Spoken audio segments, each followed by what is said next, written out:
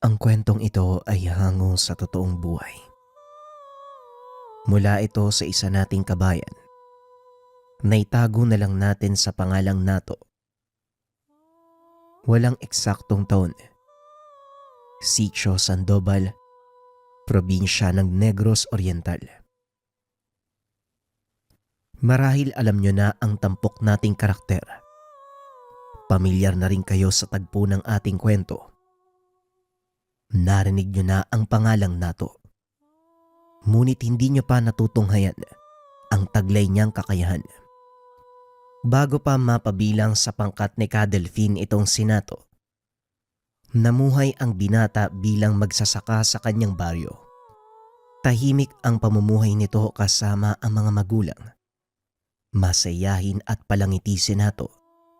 Hindi makikitaan ng negatibong ugali ang binata, kaya kinagigiliwan nito ng mga kababaryo. Kilala ang kanyang ama bilang mabait at mapagbigay na tao, kaya naman napili ito bilang pinuno ng kanilang pamayanan.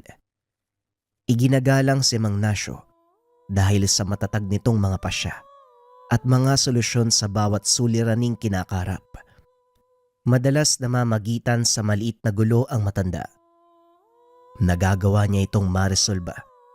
Nagkakasundo ang magkabilang panig. Tila isinilang para maging pinuno itong si Mang Nasyo. Alam na alam nito ang dapat gawin para mas mapabuti ang kalagayan ng kanyang nasasakupan. Nato, alam kong mabait kang bata, pero papaalalahanan pa rin kita. Ayokong masangkot ka sa gulo at kahihiyan. Hindi lang ikaw ang magdadala nito, kung hindi lahat tayo bilang pamilya. Wika ni Mang Nasyo. Huwag po kayo mag-alala, tay. Hindi ko po kayo bibigyan ng sakit ng ulo. Ang gusto ko pa nga po pag nasa tamang edad na ako, maging kagaya nyo eh. Tugon ni Nato. Mahirap maging kagaya ko, Nato. Mas maganda kung maging totoo ka at gawin ang mga bagay-bagay sa sariling paraan. Nang sa ganon makita ng tao ang sarili mong gawa at hindi ang gawa ng ibang tao. Eh kung sarili ko lang po ang titignan, hindi ko po alam kung magagawa ko ba yung mga bagay na nagawa nyo. O matutularan ko ba kayo kasi magkaiba tayo eh. Yun na nga ang gusto kong sabihin sa'yo, Nato. Magkaiba tayo. Hindi mo magagawa ang mga nagawa ko na, pero maaari kang bumuo ng sariling legasiya at yon ang makikita at maaalala ng mga tao sa'yo. Wika ni Mang Nasyo. Ito ang mga salitang palagi niyang tinatandaan sa isipan. Bago mangyari ang isang kaganapan na lubusang bumago sa buhay at pagkatao ni Nato. Isang hapon, habang nag-aararo sa kanilang bukid, napansin nito ang ilang kalalakiyang naglalakad papunta sa baryo. Hindi niya ito binigyan ng pansin sa pag-aakalang dadaan lang ang mga taong iyon. Ngunit ilang sandali lang ang nakalipas. Narinig niyang nagsisigawan ang mga tao sa tahanan na malapit sa bukid. Dala ng kuryosidad nilapitan nito ng binata. Nasaksiyan kung paanong pinagpapapatay ng mga kalalakiyang dumaan ang mga tao sa loob ng tahanan. Hindi nag-aksaya ng oras ang binata at dali-daling umuwi upang balaan ang ama sa mga nakita. Hindi kalayuan ang kanilang tahanan mula sa lugar, kaya alam ni Nato na isusunod ng mga bandido ang kanyang pamilya. Pagdating sa tahanan, wala ang ama. Tanging ang ina nito at dalawang kapatid ang naroon. Pilit niyang pinapaalis ang mga ito sa tahanan dahil na rin sa banta ng panganib na dala ng mga bandido. Ay, nako Nata. Ano ba yung sinasabi mo? Paanong magkakaroon ng bandido sa lugar natin? Eh malayo na ito sa bayan. At saka, anong makukuha nila sa atin? Wika ng ina, si Aling Minyang. Maniwala po kayo sa akin, Nay. Kitang-kita ko po kung paanong pinatay ng mga lalaking yun si Nakaambo. Kaya umalis na po tayo dito. Naku nato. Gutom lang yan. Ang mabuti pa kumain ka na. Hindi magandang biro yung sinasabi mo. Hindi po ako nagbibiro, Nay. Totoo po ang sinasabi ko, pakiusap. Umalis na po tayo dito bago pa mauli ang lahat. Wika ni Nato habang pilit na hinihila ang ina palabas ng tahanan. Maya-maya ay nakarinig ng mga tawanan ang binata. Nang dumungaw sa bintana, natanaw nito ang mga kalalakian. Pasan-pasan ng isa sa mga ito ang anak na dalaga ni Mang Ambo. Napatingin ang binata sa nakababatang kapatid. Dalia, umalis ka na dito. Sa likod ka dumaan, nandito na sila. Wika ni Nato. Nataranta ang dalaga at dali-daling lumabas ng pintuan. Sa likod siya ng bahay dumaan. Ngunit saktong paglabas nito, isang palaso ang tumama sa ulo ni Dalia. Napasigaw na lamang ang ina ni Nato. Kinuha ni Nato ang itak na nakasugbit sa dingding. Sinugod ang mga kalalakian. Nagawa nitong tagain ang isa sa kanila. Ngunit sa kasamaang palad, nahuli naman siya ng isa. Hinampas ng matigas na bagay sa ulo, dahilan para mawala ng malay. Hindi na alam ni Nato ang mga susunod na nangyayari. Nagising na lang itong nakahandusay na ang ina sa lupa habang nilalapastangan ng mga bandido ang patay na katawan ng nakababatang kapatid. Tinanggalan nila ng kasuotan, isinabit sa naka-ekis na kawayan, sinunog ang katawan. Walang nagawa ang binata. Akmang tatayo na sana ito, kaso nga lang nakatali ang mga paa. Baka walang iya kayo. Anong ginawa niyo sa kapatid ko? Wika ni Nato. Isang malakas sa sipa sa sikmura ang naramdaman, dahilan para mamilipit siya sa sakit. Walang nagawa ang binata kung hindi panoorin ang kanyang ina na patuloy na hinahagupit ng mga bandido. Kinuha ng mga ito ang mga inaning pananim at sinunog ang tahanan. Matapos ay nagsipag-alisan ang mga ito na parang walang nangyari. Makalipas ang ilang minuto, nagawang kalaga ng binata ang sarili. Pilit itong tumayo. Kumuha ng timbang may tubig upang apulahin ang apoy sa paligid ng ina at kapatid. Ngunit masyado na itong malaki, kaya hindi na nagawa pa ni Nato na mapatay ang sunog. Huli na rin ang lahat dahil kapwa wala ng buhay ang mga ito. Maya-maya pa ay dumating na si Mang Nasyo.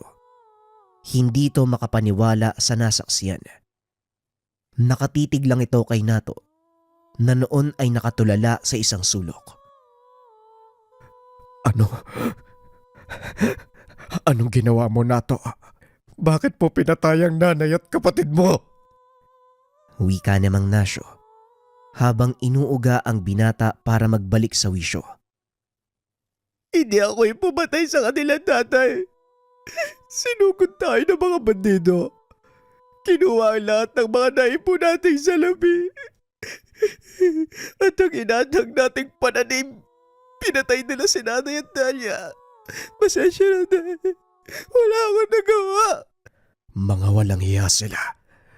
Magmadali ka, ayusin mo ang sarili mo. Kailangan nating bumaba ng bayan para ipaalam ito sa pamunuan. Wika ni Mang Nasyo. Tumayo si Nato at naglakad palabas ng bakuran. Hindi pa rin maalis sa isipan nito ang ginawa ng mga bandido.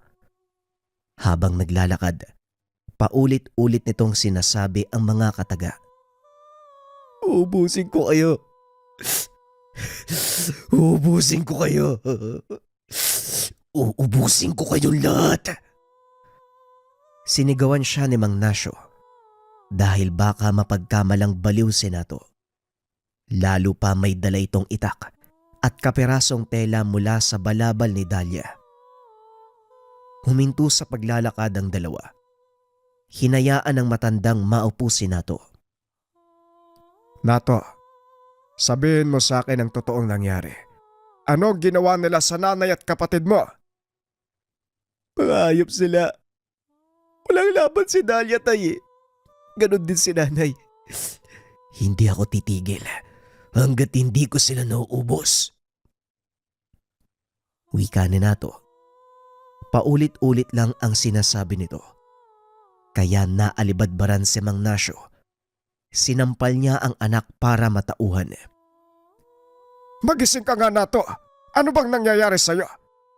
Ipaliwanag mo ang nangyari sa nanay at kapatid mo. Biglang napatitig si Nato sa ama. Humagulgol ng iyak. Isa-isang idinitalye ng binata ang nangyari. Halos hindi makapaniwala si Mang Nasyo na gagawin ng mga bandido ang ganung uri ng karahasan sa kanyang pamilya. Huminga ng malalim ang matanda. Hinawakan sa magkabilang balikat si Nato.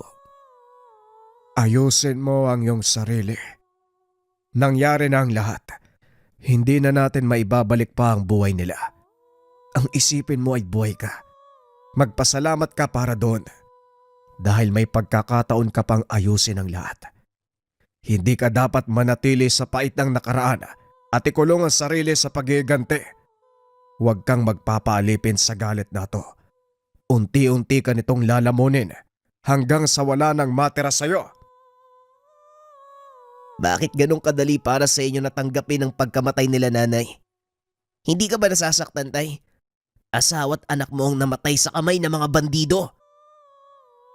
Masakit para sa akin ang pagkawala nila. Walang katumbas na sakit ang nararamdaman ko ngayon, Nato. Pero kung magpapadaig ako sa sakit na ito, paano ko magpapatuloy? Ang ibig mong sabihin, wala kang gagawin. Pasensya na, tay. Pero kikilos ako para mabigyan ng ustisya ang pagkamatay ni nanay at Dahlia. Wika ni Nato. Matapos ay tumayo ito. Tumakbo papasok ng kagubatan. Napailing na lang si Mang Nasyo dahil maging siya. Yun din ang gustong gawin. Bumalik sa tahanan ng matanda upang isalba ang anumang natira mula sa pagkasunog. Sa kasamaang palad naging abo ang lahat. Dali-dali nitong hinalukay ang tumpok na nasunog na kahoy. May kung ano itong hinahanap. Dahil abala sa kung anong ginagawa, hindi nito napansin ang grupo ng mga kalalakihang papadaan. Tio Nasyo, ano pong nangyari dito? Sino po yung sumunog ng bahay niyo? Wika ng isa sa mga kalalakihan. Isa ito sa kanyang mga tauhan at pamangkin ng kanyang asawa. Nilusob kami ng mga bandido. Pinatay nila ang tiya Minyang mo. Pati na rin si Dahlia. Mga walang ya sila. Ano? Paano nangyari yun? Alam na ba to ni tatay? Hindi pa, Arman. At yon ang bala kong gawin. Alis ako papunta sa kabilang baryo para ipagbigay alam sa tatay mo ang nangyari. Habang wala ako, maaari mo bang hanapin ang pinsan mo? Masyado niyang dinamdam ang mga nangyayari dahil siya ang narito. Nasaksiyan ni Nato kung paanong pinatay ng mga bandido ang kanyang ina at kapatid. Ako na po ang bahala kay Arman. Sa ngayon, kailangan malaman ng mga taga-baryo ang nangyari para makapaganda sila sa mga posibleng kaganapan. Sige, Arman. Maraming salamat. Hindi nasunog ang maliit na kahon na ito. Eto, kapag nahanap mo si Nato, iabot mo sa kanya. Sa susunod ko na ipapaliwanag kung ano ang laman ng kahon na yan. Wika ni Mang Nasyo habang inaabot sa pamangkin ang isang maliit na kahon. Selyado ito ng kung anong papel. Nagtataka si Arman kung bakit hindi nasunog ang kahon. Gayong gawa ito sa kahoy. Sige po, Tio Nasyo. Hahanapin ko na si Nato.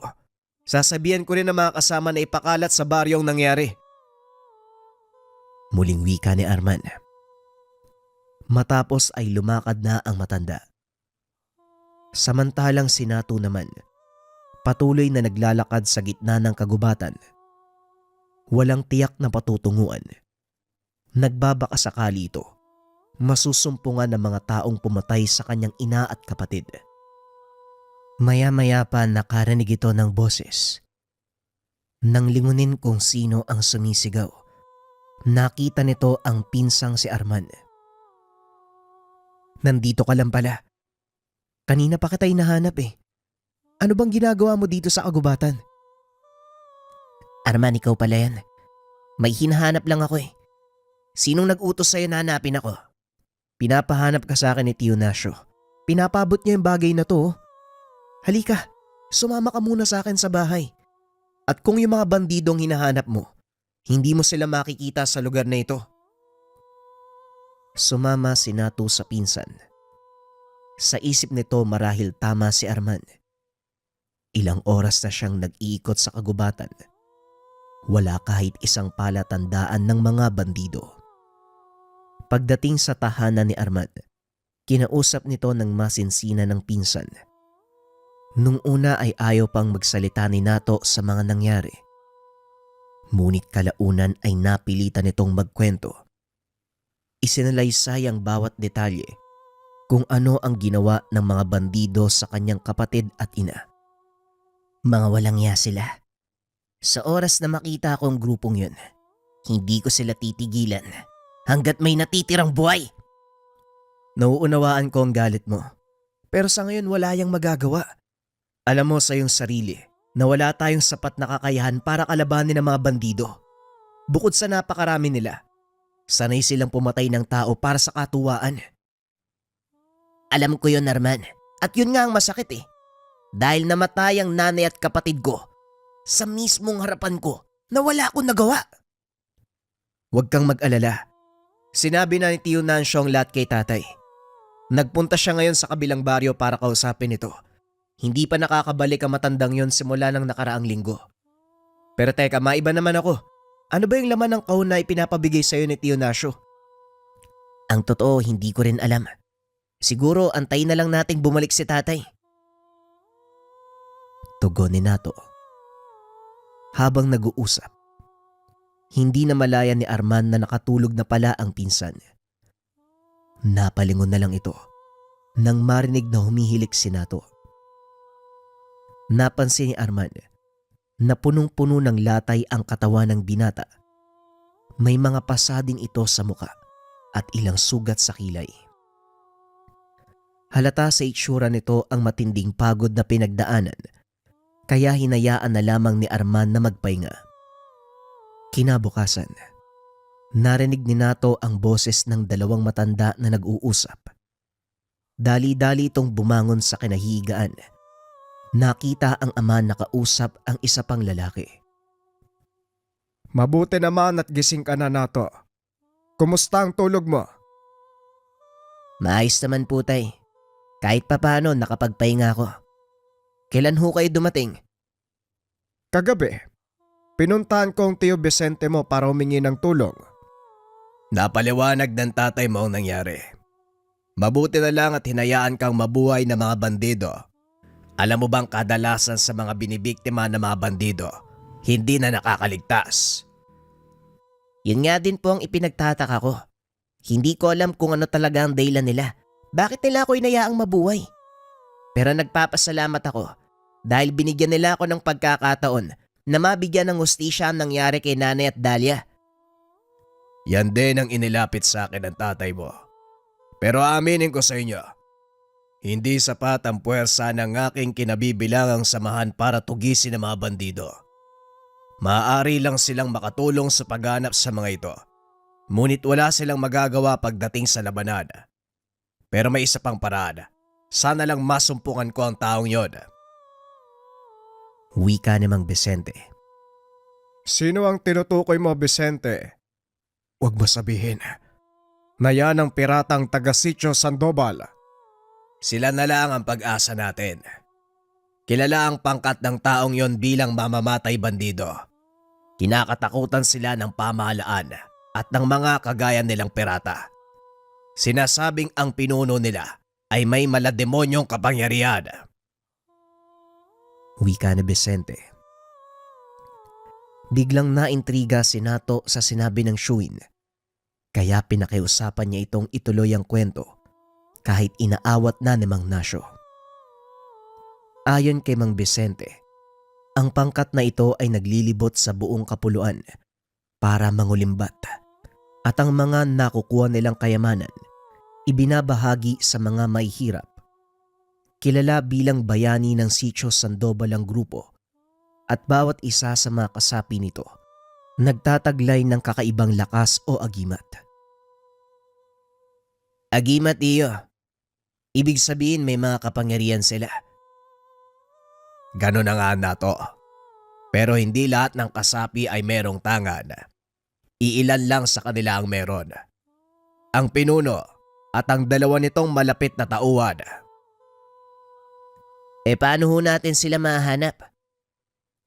Wika ni Nato. Inawat na ni Mang Nasyo ang bayaw. Huwag mong punuin ng huwad na pag-asa ang isip ni Nato, Vicente. Alam mong imposibleng mahanap ang sinasabi mong tao. Kung totoong tumutulong sila sa iba, bakit hindi sila nagpapakita sa baryo natin? Alam kong hindi ka naniniwala sa kanila, Nasyo, pero marami nang nagpatotoo ng kanilang kakayahan. At hindi mo sila kailangang hanapin, Nato, dahil sila mismo ang hahanap sa'yo. Ay nako, Vicente. Nga pala, may ba ko? Naibigay ba ni Arman sa'yo ang malit na kahon? O tay, eto ho. Ano bang laman yan? At bakit hindi ko magawang buksan? Isang mahalagang bagay ang laman. Ipinamana ng aking mga ninuno. Hindi ko rin alam kung paanong bubuksan. Pero kabilin-bilin na nila, ingatan ng bagay na ito. Dahil pagdating ng araw, kusa itong magbubukas sa taong karapat-dapat. Wika ni Mang Nasyo. Muli itong ibinalik kay Nato. Matapos ang pag-uusap, napagpasyahan ni Mang Vicente na doon na muna sila manatili. Binigyan ng maayos na libing si Aling Minyang at Dalia. Habang isinasagawa ang seremonya ng libing, bumalik sa alaala ni Nato ang lahat ng masayang panahon nung buhay pa ang ina at kapatid. Ganon din ang sakit at ang karumal-dumal na ginawa ng mga bandido sa kanila. Nanay, Dalia, ipinapangako ko sa libingan ninyo na hindi ako titigil hanggat hindi nabibigyan ng katarungan ng pagkamatay nyo.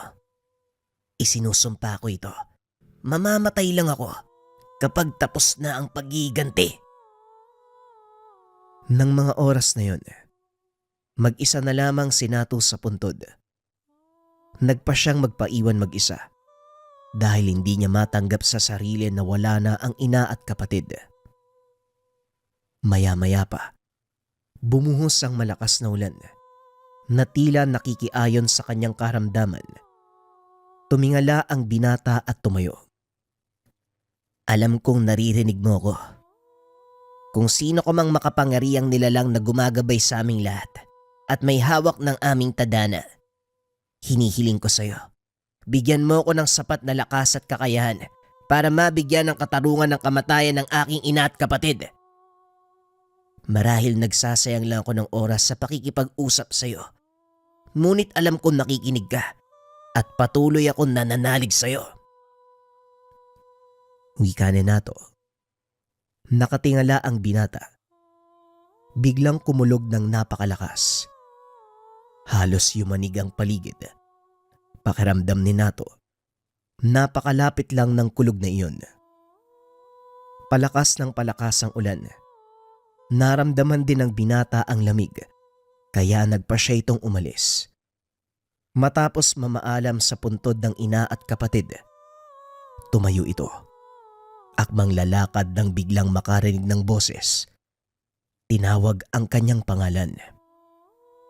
Tinawag mo ko, tapos bigla kang aalis. Wika nito. Napalingon ang binata sa pinagmumula ng boses. Nasumpungan ang napakalaking tao. Matipuno ang pangangatawan. Kulay ginto ang buhok. May hawak na malaking maso. Sino ka? Ano ka, engkanto? At saka saan ka nanggaling? Ang pangalan ko ay Hangaway at hindi ako isang engkanto. Ako ay diwata ng kulog. Tinawag mo ko, hindi ba? Kaya ako ang dapat magtanong sa'yo. Pasensya na pero paano kita tinawag? Nagdadasal lang ako kanina at saka… Hindi na ituloy ni Nato ang sasabihin. Naramdaman na umiinit ang kahon na nasa bulsa. Dali-dali niya itong inilabas. Laking gulat ng binata dahil unti-unting nasusunog ang selyong papel. Nagtaka si Nato kung paanong nangyayari ang ganon. Malakas ang buhos ng ulan at kahit nababasa ang kahon, nag-aapoy pa rin ang selyo. Tuluyang naubos ang selyo. Maya-maya ay kusang nagbukas ang kahon. Naalala ni Nato ang sinabi ng ama. Kusa itong magbubukas para sa taong karapat-dapat. Ngayon, nauunawaan mo na kung paano mo kong natawag. At para masagot ng lubusan ang mga tanong mo, bakit hindi mo buksan ang kahon at tignan ang laman nito? Wika ng nilalang. Binuksan ni Nato ang kahon. Tumambad sa kanya ang makinang na itim na bato. Dahil sa pagtataka ay hinawakan niya ito. Biglang nakaramdam ng malakas na bugso ng enerhiya ang binata. Dumaloy ito mula sa kanyang kamay, papunta sa katawan at kumawala sa buong paligid. Teka, ano ba to? Ano ba tong bagay na to? Ang batong yan ay isang uri ng mutya. Luha ng kulog kung tawagin at ako ang gabay ng mutya. Ngayong naparito ko para sukatin kung talagang karapat-dapat ka sa kapangyarihang taglay ng luha ng kulog. Tugon ni Hangaway. Inangat nito ang hawak na maso. Umamba na ihahampas sa puntod ng ina ni Nato. Mabilis na kumilos ang binata upang sanggay nito.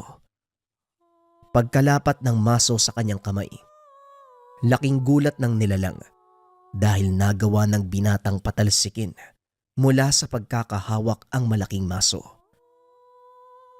Wag na wag mong babastusin ang libingan ng nanay at kapatid ko. Wala akong pakialam kung sino ka o kahit ano ka pa. Papatayin kita. Wika ni Nato. Napatras ang manggagaway dahil naramdaman nito ang malakas na enerhiya dumadaloy sa katawan ni Nato. Sumasagot maging ang kalupaan sa bawat paghakbang ng binata na lumilikha ng mahinang pagyanig. Walang duda, ikaw nga ang karapat-dapat na magmay-ari ng mutya. Hindi ko naiintindihan ang sinasabi mo. Pero maaari ko bang malaman kung ano ang kayang gawin ng mutyang ito? Malakas na kapangyarihan ang taglay ng luha ng kulog. May kakayahan itong manipulahin ang elemento ng lupa. Magagawa mong utusan ang kabundukan kung nanaisin. Ngunit nangangailangan ng iba yung kasanayan ang pagsasagawa ng kakayang iyon. Sa nakikita ko sa iyo, mukhang malayo pa ang lalakbayin mo. Pero wag kang mag-alala dahil gaya ng sinabi ko, ako ang gabay ng mutya. Sa makatuwid, ikaw ang Panginoon ko. Tugon ni Hangaway. Sa isip ni Nato, dininig ng kalangitan ang kanyang panalangin. Nagpadala ito ng isang nilalang na maaaring tumulong upang maisagawa ang mga binabalak. Gusto kong mabigyan ng hustisya ang kamatayan ng nanay ko at kapatid ko. Malaking tulong ang pagdating mo. Maganda ang iyong hangarin, pero isang babala ang ibibigay ko. Sa oras na gamitin mo sa pansariling kapakanan ng kapangyarihan ng mutya, Mawawalan ito ng bisa. Tugon ng nilalang. Biglang nag-iba ang reaksyon sa mukha ni Nato. Tila nababasa ng nilalang ang kanyang saloobin.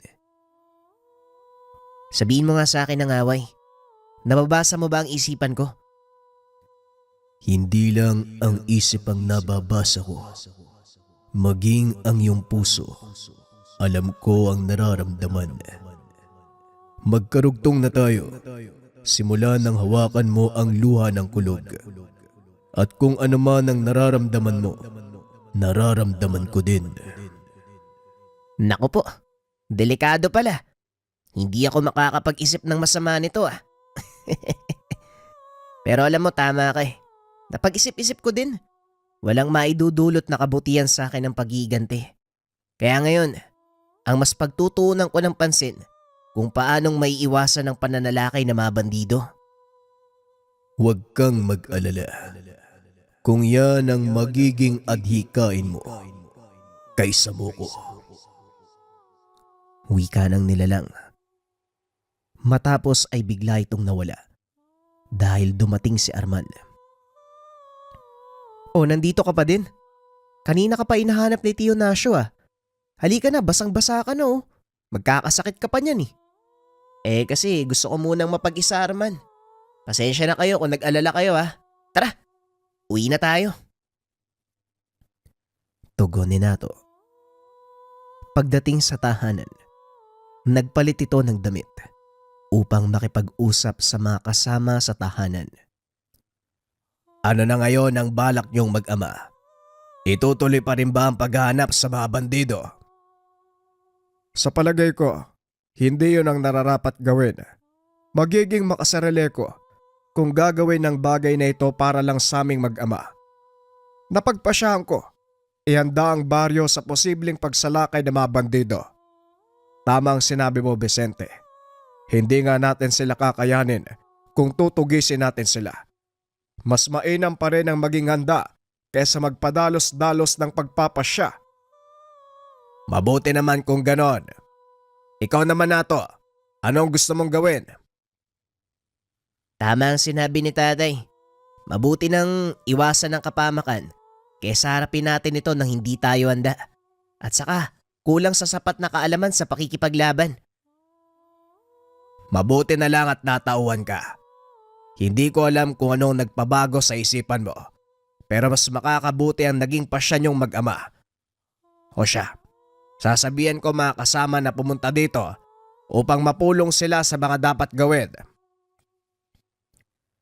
Wika namang Vicente. Kinabukasan maaga itong umalis upang pumunta sa kanilang himpilan sa kabundukan. Samantalang si Nato at Arman nagpunta sa bayan upang magliwaliw. Napag-isip-isip ni Arman na kailangan nito ni Nato upang makalimutan ang nangyari kahit sa sandaling oras. Habang naglalakad sa bayan, naaaliw si Nato sa mga nakikitang nagtatanghal sa gitna ng daan. Kapistahan sa bayang iyon, kaya naman maraming tao sa lugar. Sa loob ng mahabang panahon, ngayon lang uli tayo nakapasyal sa bayan ah. Masyado ka kasing abala sa mga gawain mo eh. Wala na kasing aasahan si nanay at tatay eh, kaya kailangan ko silang tulungan. Tugon ni Nato. Napako ang tingin nito sa isang lalaking nakaupo sa gilid ng daanan. Umiinom ito ng alak. Pamilyar ang itsura nito sa kanya. Hindi na malaya ng binata. Naglalakad na pala siya papunta sa kinaupuan ng lalaki. O ikaw, anong kailangan mo? Wala naman. Napansin ko lang parang nagkita na tayo eh. Pero hindi ko lang matandaan kung saan. Hindi kita kilala. Malamang ibang tao ang tinutukoy mo. Wika ng lalaki. Kinuha nito ang baso sa lamesa at uminom.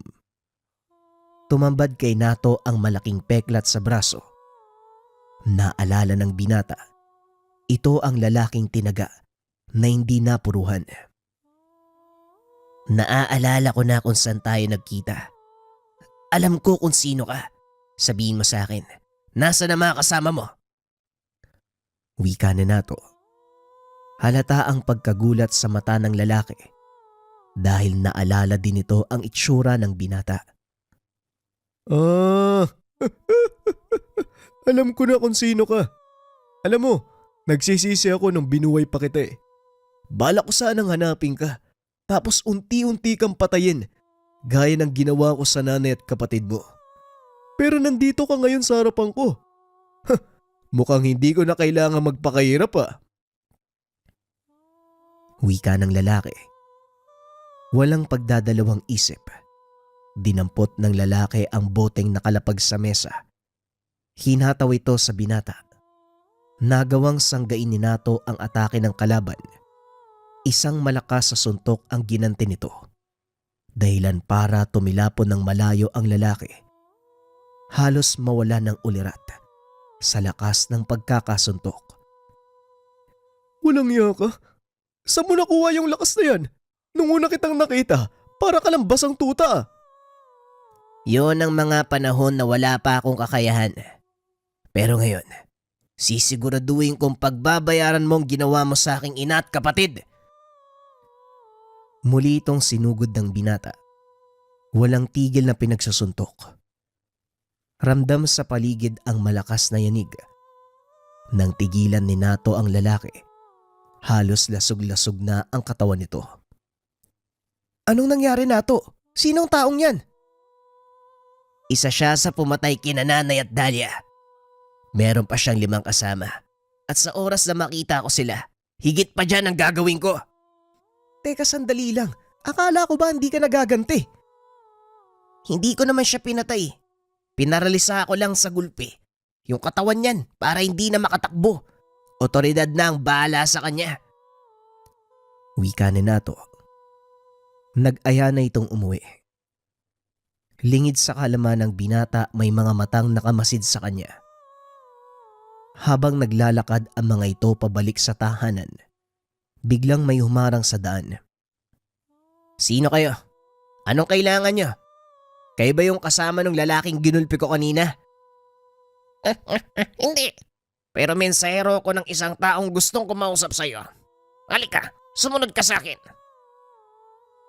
Wika ng lalaki. Akmang lalakad na sana si Nato. Pinigilan siya ni Arman. Huwag kang magtitiwala sa taong yan. Hindi natin siya kilala. Alam ko, pero kung may mahalaga siyang pakay sa akin, siguro naman, walang masama kung susunod ako sa kanya. Ang mabuti pa, umuwi ka at sabihin kay tatay ang nangyari. Nang sa ganun hindi siya magulat kung sakaling may pumuntang otoridad sa kanya. Wika ni Nato.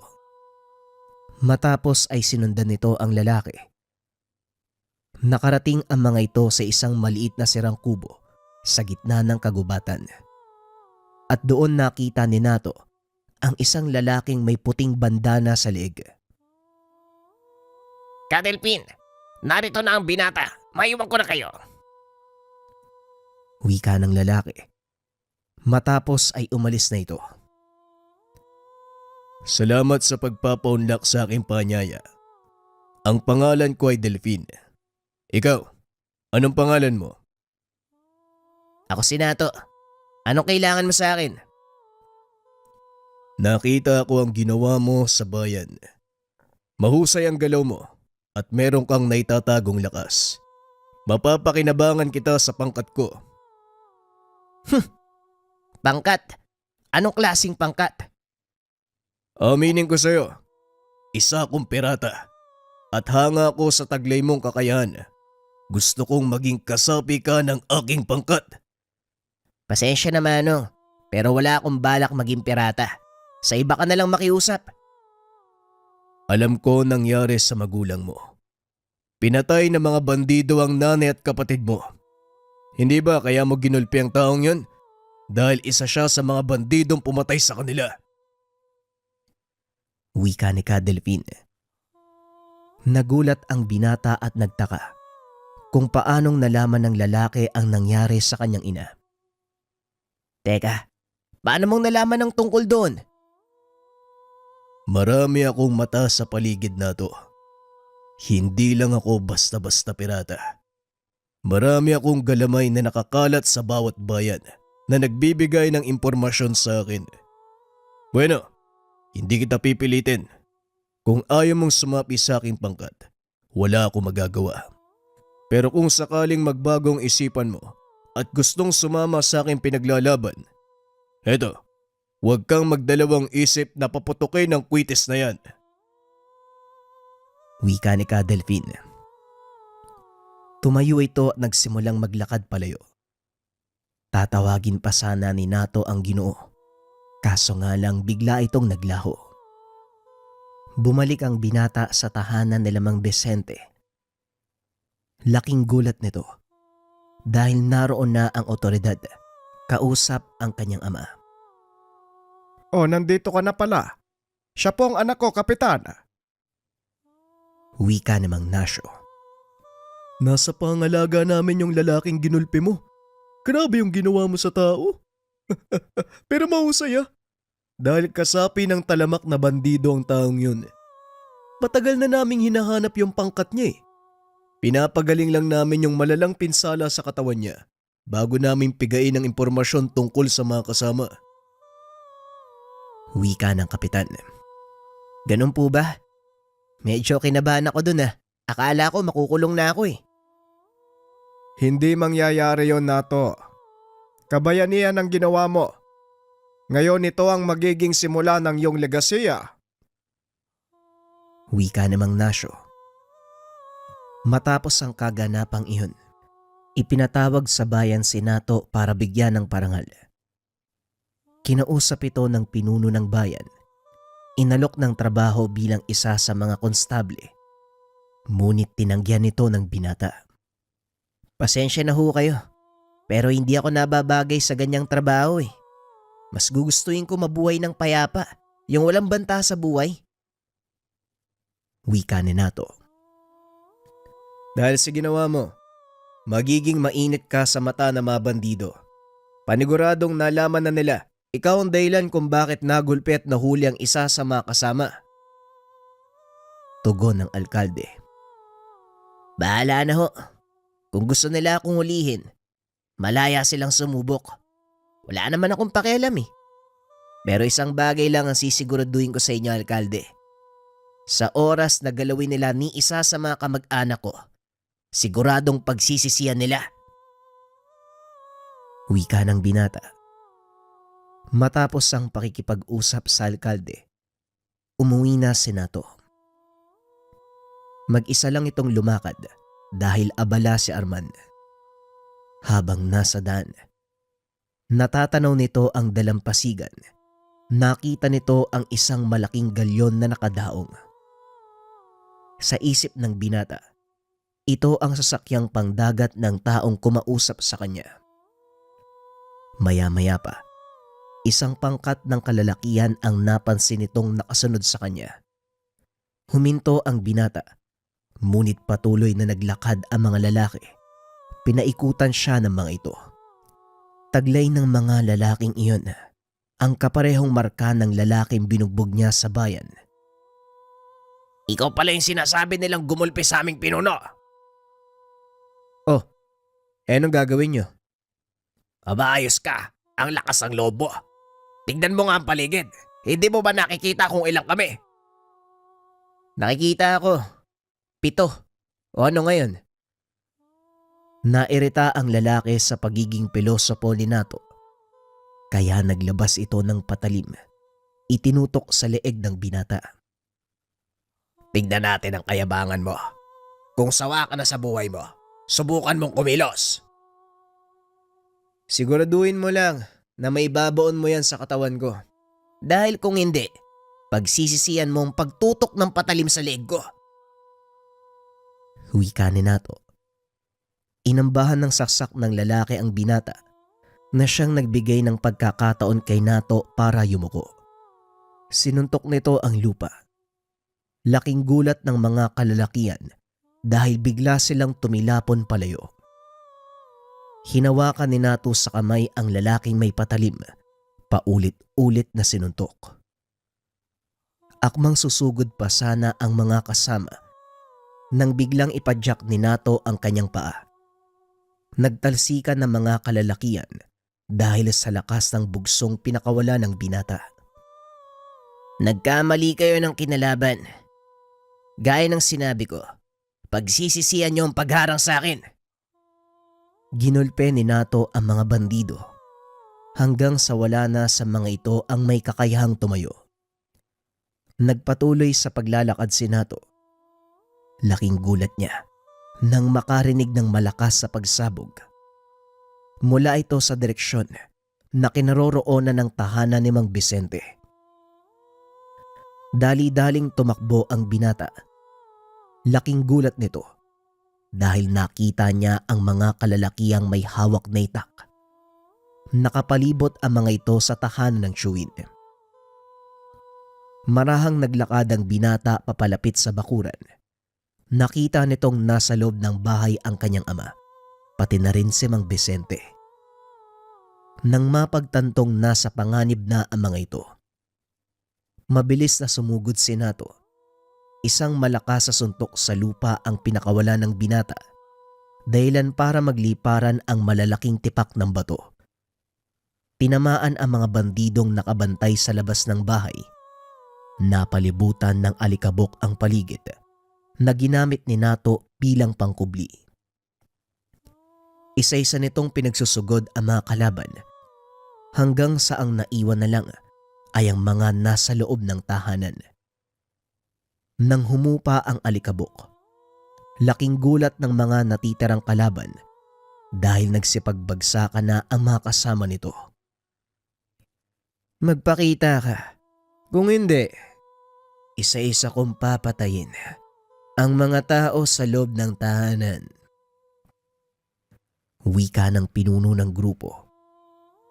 Maya-maya ay nagdatingan ang mas maraming kalaban. Alam ni Nato na wala siyang panalo sa mga ito. Nag-isip ng paraan ang binata hanggang sa makapa ang binigay ni Kadelfin. Dali-dali niya itong pinaputok sa kalangitan. Hinila ang tali. Sumabog sa kalangitan ang napakatingkad na puting liwanag. Nagulat ang mga bandido dahil alam ng mga ito kung kaninong hudyat ang puting liwanag. Nasa paligid lang si Kadelfin. Bilisan nyo, kailangan na nating umalis. Dali-daling naglabasan ang mga ito sa tahanan. Bit-bit ang mga matatanda. Walang susunod. Sa oras na may makita ko, mamamatay ang dalawang matandang to. Mula sa likod ng bandido, nagpakita ang isang lalaki. Napakabilis itong kumilos. Nagawang putulin ng kamay ng pinuno ng mga kalaban nang hindi nito namamalayan. Nataranta ang mga bandido dahil alam nila kung sino ang may gawa nito. Isa-isang nagtakbuhan ang napakaraming bandido sa paligid nang hindi nakikita kung sino ang may gawa. Maya-maya pa, biglang tumahimik. May kung sinong humawak sa ulo ng binata. Muli itong isinubsob. Dumapa ka kung ayaw mong masunog. Matapos itong sabihin ni Kadelpin, biglang sumambulat ang malaimpyernong apoy. Mula ito sa kanilang likuran. Dahilan para matupok ang katawan ng mga bandido at ang punong dadaanan nito. Salamat sa pagdating, Kadelpin. Ang bunga kala ko, nagbibiro ka lang sa ibinato mo sa aking kwitis. Mamaya ka na magpasalamat. Hindi pa tayo tapos. Eneus, alisin mo mga matatanda dito. Wika ni Kadelpin. Nang masiguro ang kaligtasan ng mga matatanda, tinapos na mga kasama nito ang laban. Walang natira sa mga kalaban. Natupok ang mga ito ng isa sa mga kasamahan ni Kadelpin. Salamat sa pagdating niyo, Kadelpin. Kung hindi malamang, patay na ang tatay ko. Mabuti na lang kamo. Sumakto sa oras ang pagtawag mo sa amin. Pero kagaya ng sinabi ko sa'yo, sa oras na paputukin mo ang kwitis, kasapi ka na ng pangkat. Mukha ngang wala ng atrasan. Pero bilang pagtanaw ng utang na loob, sasapi po ako sa inyo. Wika ni Nato. Matapos ang kaganapan, nagpaalam ang binata sa ama. Nagulat si Mang Vicente nang makita si Ka-Delfin. Siya ang sinasabi kong tao. Ngayon na siya, naniniwala ka ng totoo sila. Nato, nasa mabuti kang kamay. Ipaglalaban ng taong yan ang katarungan. Wika ni Mang Vicente. Hindi sigurado si Nato sa mangyayari. Ngunit tiwala ito kay Mang Vicente. Yun din ang naging simula ng malaking pagbabago sa buhay ni Nato. Naging pirata ito. Ngunit para sa kapakanan ng nakararami. Habang tumatagal, nakakasanay na ni Nato ang bagong buhay. Bagaman nalayo sa pamilya, kampante itong nasa maayos na kalagayan ang ama. Sa tuwing magkakaroon ng pagkakataon ng binata, dumadalaw ito kay Mang Nasyo. Masaya si Nato dahil natupad nito ang kanyang pangarap na gumawa ng sariling legasiya. Bagaman kinakatakutan ng masasamang loob, nare-respeto naman ito ng mga kababaryo. Tinitingala dahil sa kanilang ginawang kabutihan. Hindi lubos akalain ng binata, magbabago ng husto ang buhay. Sa kabila ng panganib na hinaharap, naging masaya si Nato dahil natupad nito ang kanyang pangarap.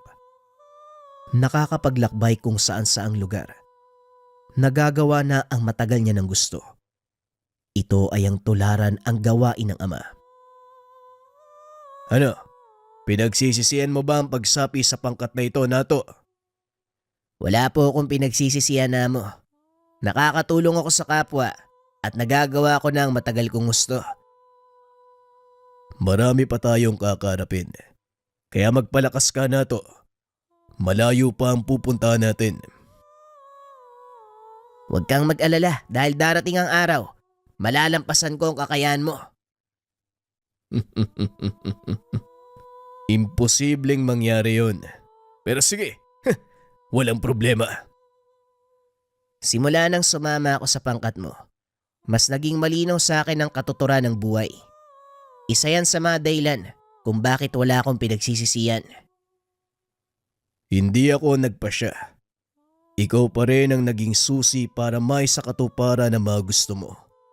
Mabuhay ka sa paraang gusto mo, Nato. Maraming pakikipagsapalaran ang pinagdaanan ni Nato. Sa pagdaan ng bawat pagsubok, lalong lumalakas ang binata.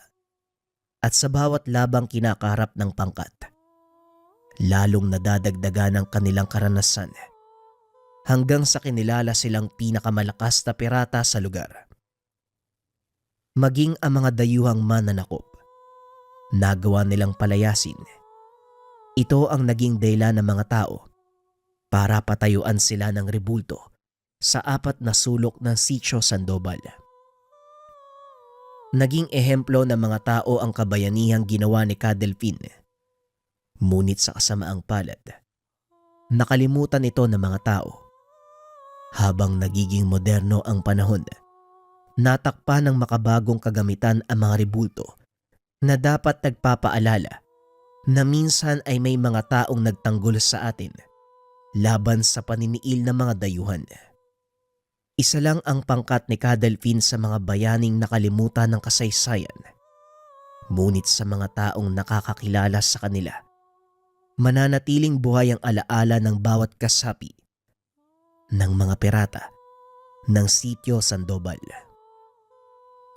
Mga kabayan, para sa interesado sa kwento ni Nato kasama si Ka-Delfin, isearch lang ang kwento ng baryo ng malalakas na antingero. Series yon mga kabayan, 3 episodes na tagwa 1 hour. Search nyo na lang mga kabayan kung sakaling nabitin kayo dito. Pero kagaya ng palagi nating ginagawa, ang susunod na kwento ay isang bagsak. 4:00 pa lang ng madaling araw. Nasa taniman na si Mang Rodolfo upang simulan ang pag-ani ng saging. Dumating naman ang nakatakdang araw para mamutol at ibenta ang bunga. Ilang buwang inalagaan at pinaghirapan. Sa katunayan, siya ang may-ari ng pinakamalaking lupain ng saging. Kahit kailanman, hindi to natinag ng anumang sakuna katulad ng bagyo. Nanatili itong nakatindig sa kabila ng hagupit, bagay na ipinagtataka ng ibang magsasaka. Bilib talaga ako sa inyo, no? Mang Rodolfo, hindi ko alam kung anong mahika ang inilibing mo kasama ng mga punla para manatiling saganang pananim. Dito kasi sa lugar natin, sagingan mo lang yung bukod tanging hindi nasira eh. Kakatapos lang ng bagyong dumaan dito sa atin. Baka pwede mo namang sabihin sa akin ang sekreto mo para magawa ko. Wala nang natira ni isang puno sa pananim ko eh. At saka, Hindi pinatapos ni Mang Rodolfo si Dante. Alam niyang nandito lamang ito para inisin siya. Ulit-ulitin ang mga salitang naririnig niya noon pa man. Mangungulit at kapag hindi pinagbigyan ay magagalit. Hindi pa sumisikat ang araw pero may gana ka ng mang-ines. Bakit hindi ka muna umuwi sa inyo? Magkape, maupo sa sala, o hindi kaya makinig ng balita sa radyo? Na siya namang ikinatigas ng mukha ni Dante. Sa kanilang dalawa, siya pa ang may ganang magalit. eto ang tanda-tanda mo na. Hindi ka marunong rumespeto sa mga tao. Kita mo nagsasalita pa ako. Pinutol mo kaagad. Ay nako, hindi ka natuto ng respeto ano? Porket sagana yung taniman mo, sasabayan mo ng masamang ugali. Hindi porket wala kang magawa sa buhay. Istorbohin mo ang ibang tao, mandadamay ka. Dante, marami pa akong gagawin at wala akong balak na sayangin ang oras ko sa taong katulad mo. Kagad tinalikuran ni Mang Rodolfo ang bisita. Panay na rin ang kanyang paghugot ng hininga upang paupain ang tensyon na nararamdaman. Ayaw niyang makaramdam ng galit.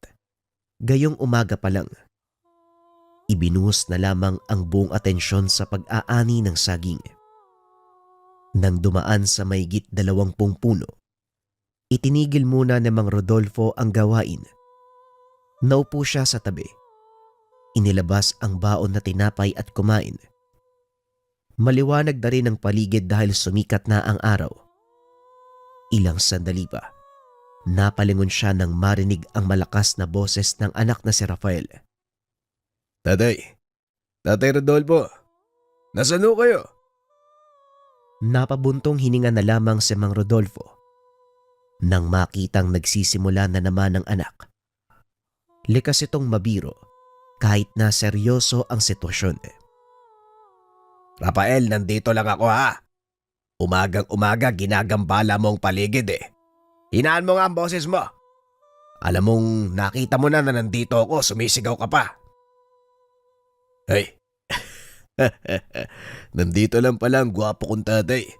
Ang dakilang si Rodolfo. Isang magsasaka na kinaiinggitan ng lahat. Sinabing manahimik ka, ito. Nangaasar pa talaga. Baka gusto mong itali kita sa puno ng saging. Huwag mo kong sisimulan ha, maaga pa. Ito naman si tatay, hindi na mabiro eh.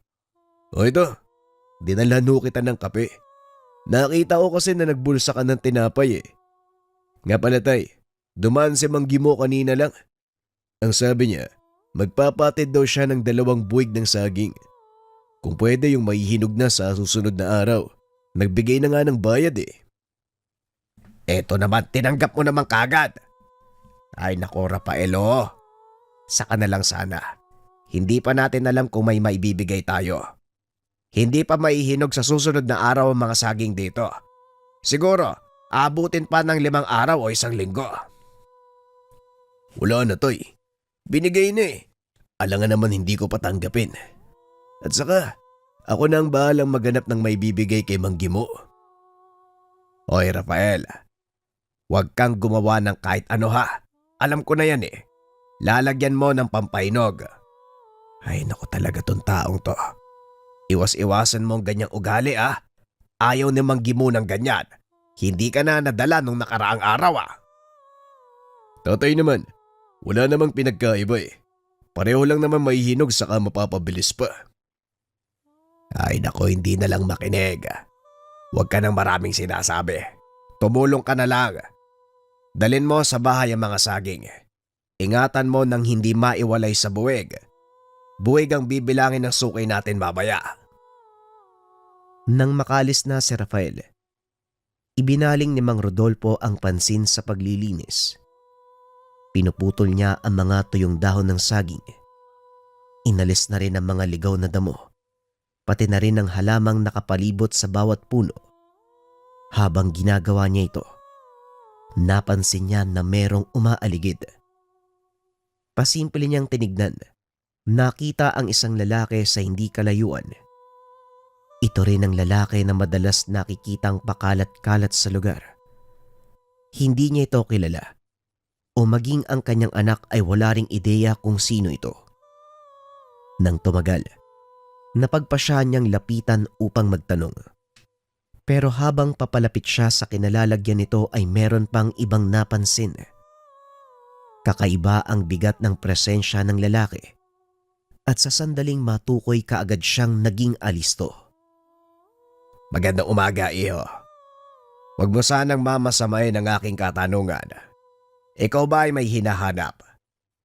Mag-iisang linggo na kasi. Nakikita kita dito sa lugar namin eh. Napansin yon ng iba ko pang kakilala. Sino ka ba? Anong pakay mo dito? Tumingin lang kay Mang Rodolfo ang lalaki. Halos walang reaksyon. Ni hindi man lang nagpakita ng interes sa usapan. Nang hindi pa rin ito nagsalita makalipas ng ilang segundo, nagtanong muli ang matanda. Talaga bang wala kang balak sumagot o pipi ka? Iyo, mas mainam na magsalita ka para alam naming taga rito kung anong pakay mo. Hindi kami basta-basta tumatanggap ng panauhin na wala man lang balak magpakilala. Sa ginagawa mong yan, may tsansang pag-isipan ka ng masama o hindi kaya naman pagkaisaan ka dito. Pilit na hinuhuli ni Mang Rodolfo sa salita ang lalaki. Pero kahit anong gawin niya, nanatiling tikom ang bibig nito. Nainis na ang matanda, kaya dinaretso na lamang. Siguro, kapag sinabi ko kung ano ka, magsasalita ka na. Mabait akong tao, iho.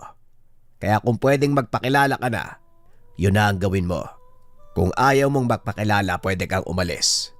Bago ko pa maisipang iligpit ang katulad mong aswang. Dito natauhan ng lalaki. Mahahalata ang takot sa muka. Nang walang sali-salita ay nagmamadali itong umalis. Patakbong lumayo sa lugar.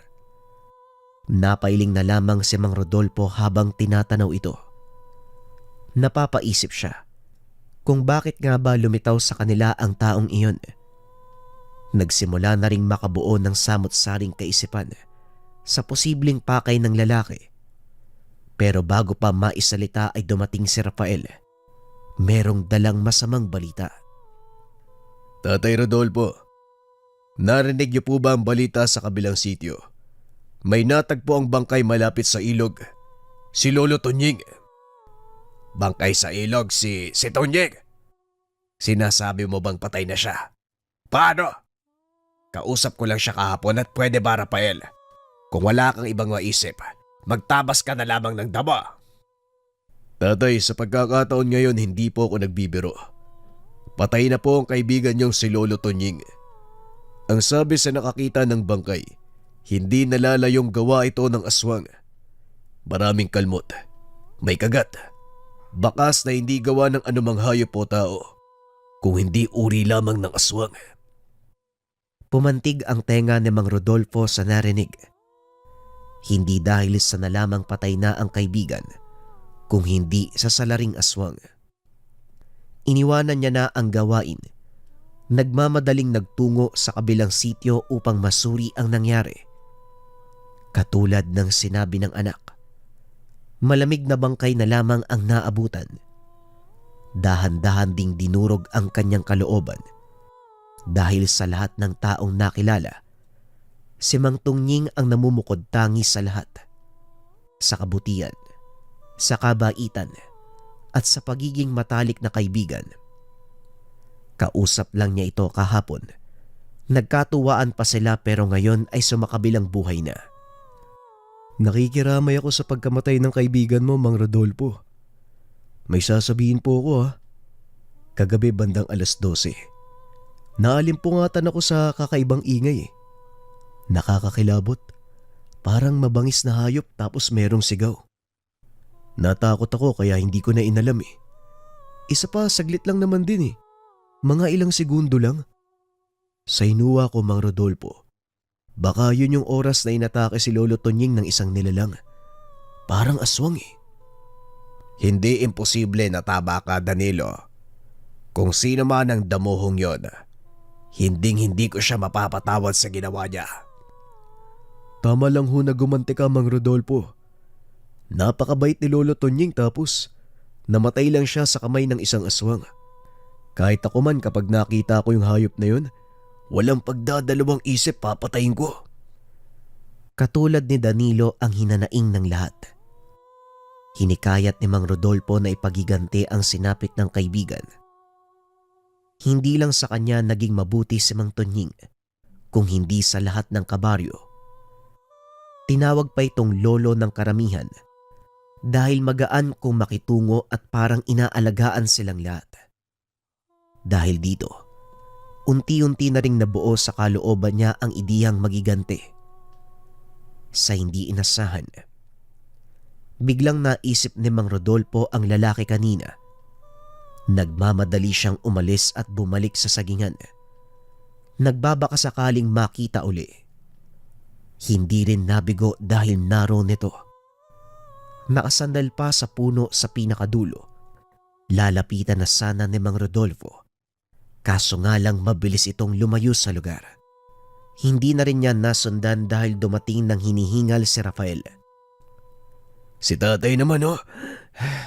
Daig pa ang kabayo sa bilis ng pagtakbo eh. Ano bang naisip niyo? Bigla-bigla na lang kayong umaalis. Ang hirap niyo pang habulin. Tignan mo na wala na.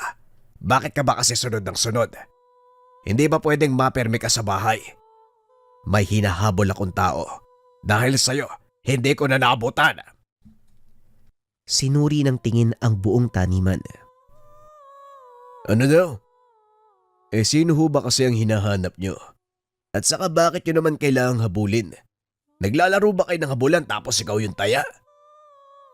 Puro kakalokohan ha? Ang hinahabol ko, ang posibleng salarin sa pagkamatay ni Tonyeg. Nararamdaman kong aswang ang taong yon. Ilang araw na siyang nagmamanman sa lugar natin. Kinakailangan ko siyang mapigilan bago pa makapambiktima ng ibang tao. Yung lalaki na pabalik-balik dito sa atin. Tay, hindi naman yun aswang. Nakita ko nga kausap ni Don Ramon eh. Siguro, nautusang magbantay. Don Ramon, sinasabi mo bang tauhan nyo ng hambog na Don? Kung ganun man, sana sa babuyan siya palakad-lakad, hindi kung saan-saan. Hindi rin ako kumbinsido na hindi yun aswang. Nararamdaman ko, merong kakaiba sa kanya. Ayang ka na naman sa pakiramdam mo to eh. Alam kong nabiyayaan ka ng mutya ng kalikasan. Pero hindi mo ba naaalala na minsan ka na ring nagkamali dahil puro ka hinala? Lahat ng mapupuntang tao sa lugar natin na hindi pamilyar sa inyo, pinaghihinalaan mong aswang. Ay, baka kapag nagkataon, mapasok ka pa sa gulo dahil dyan.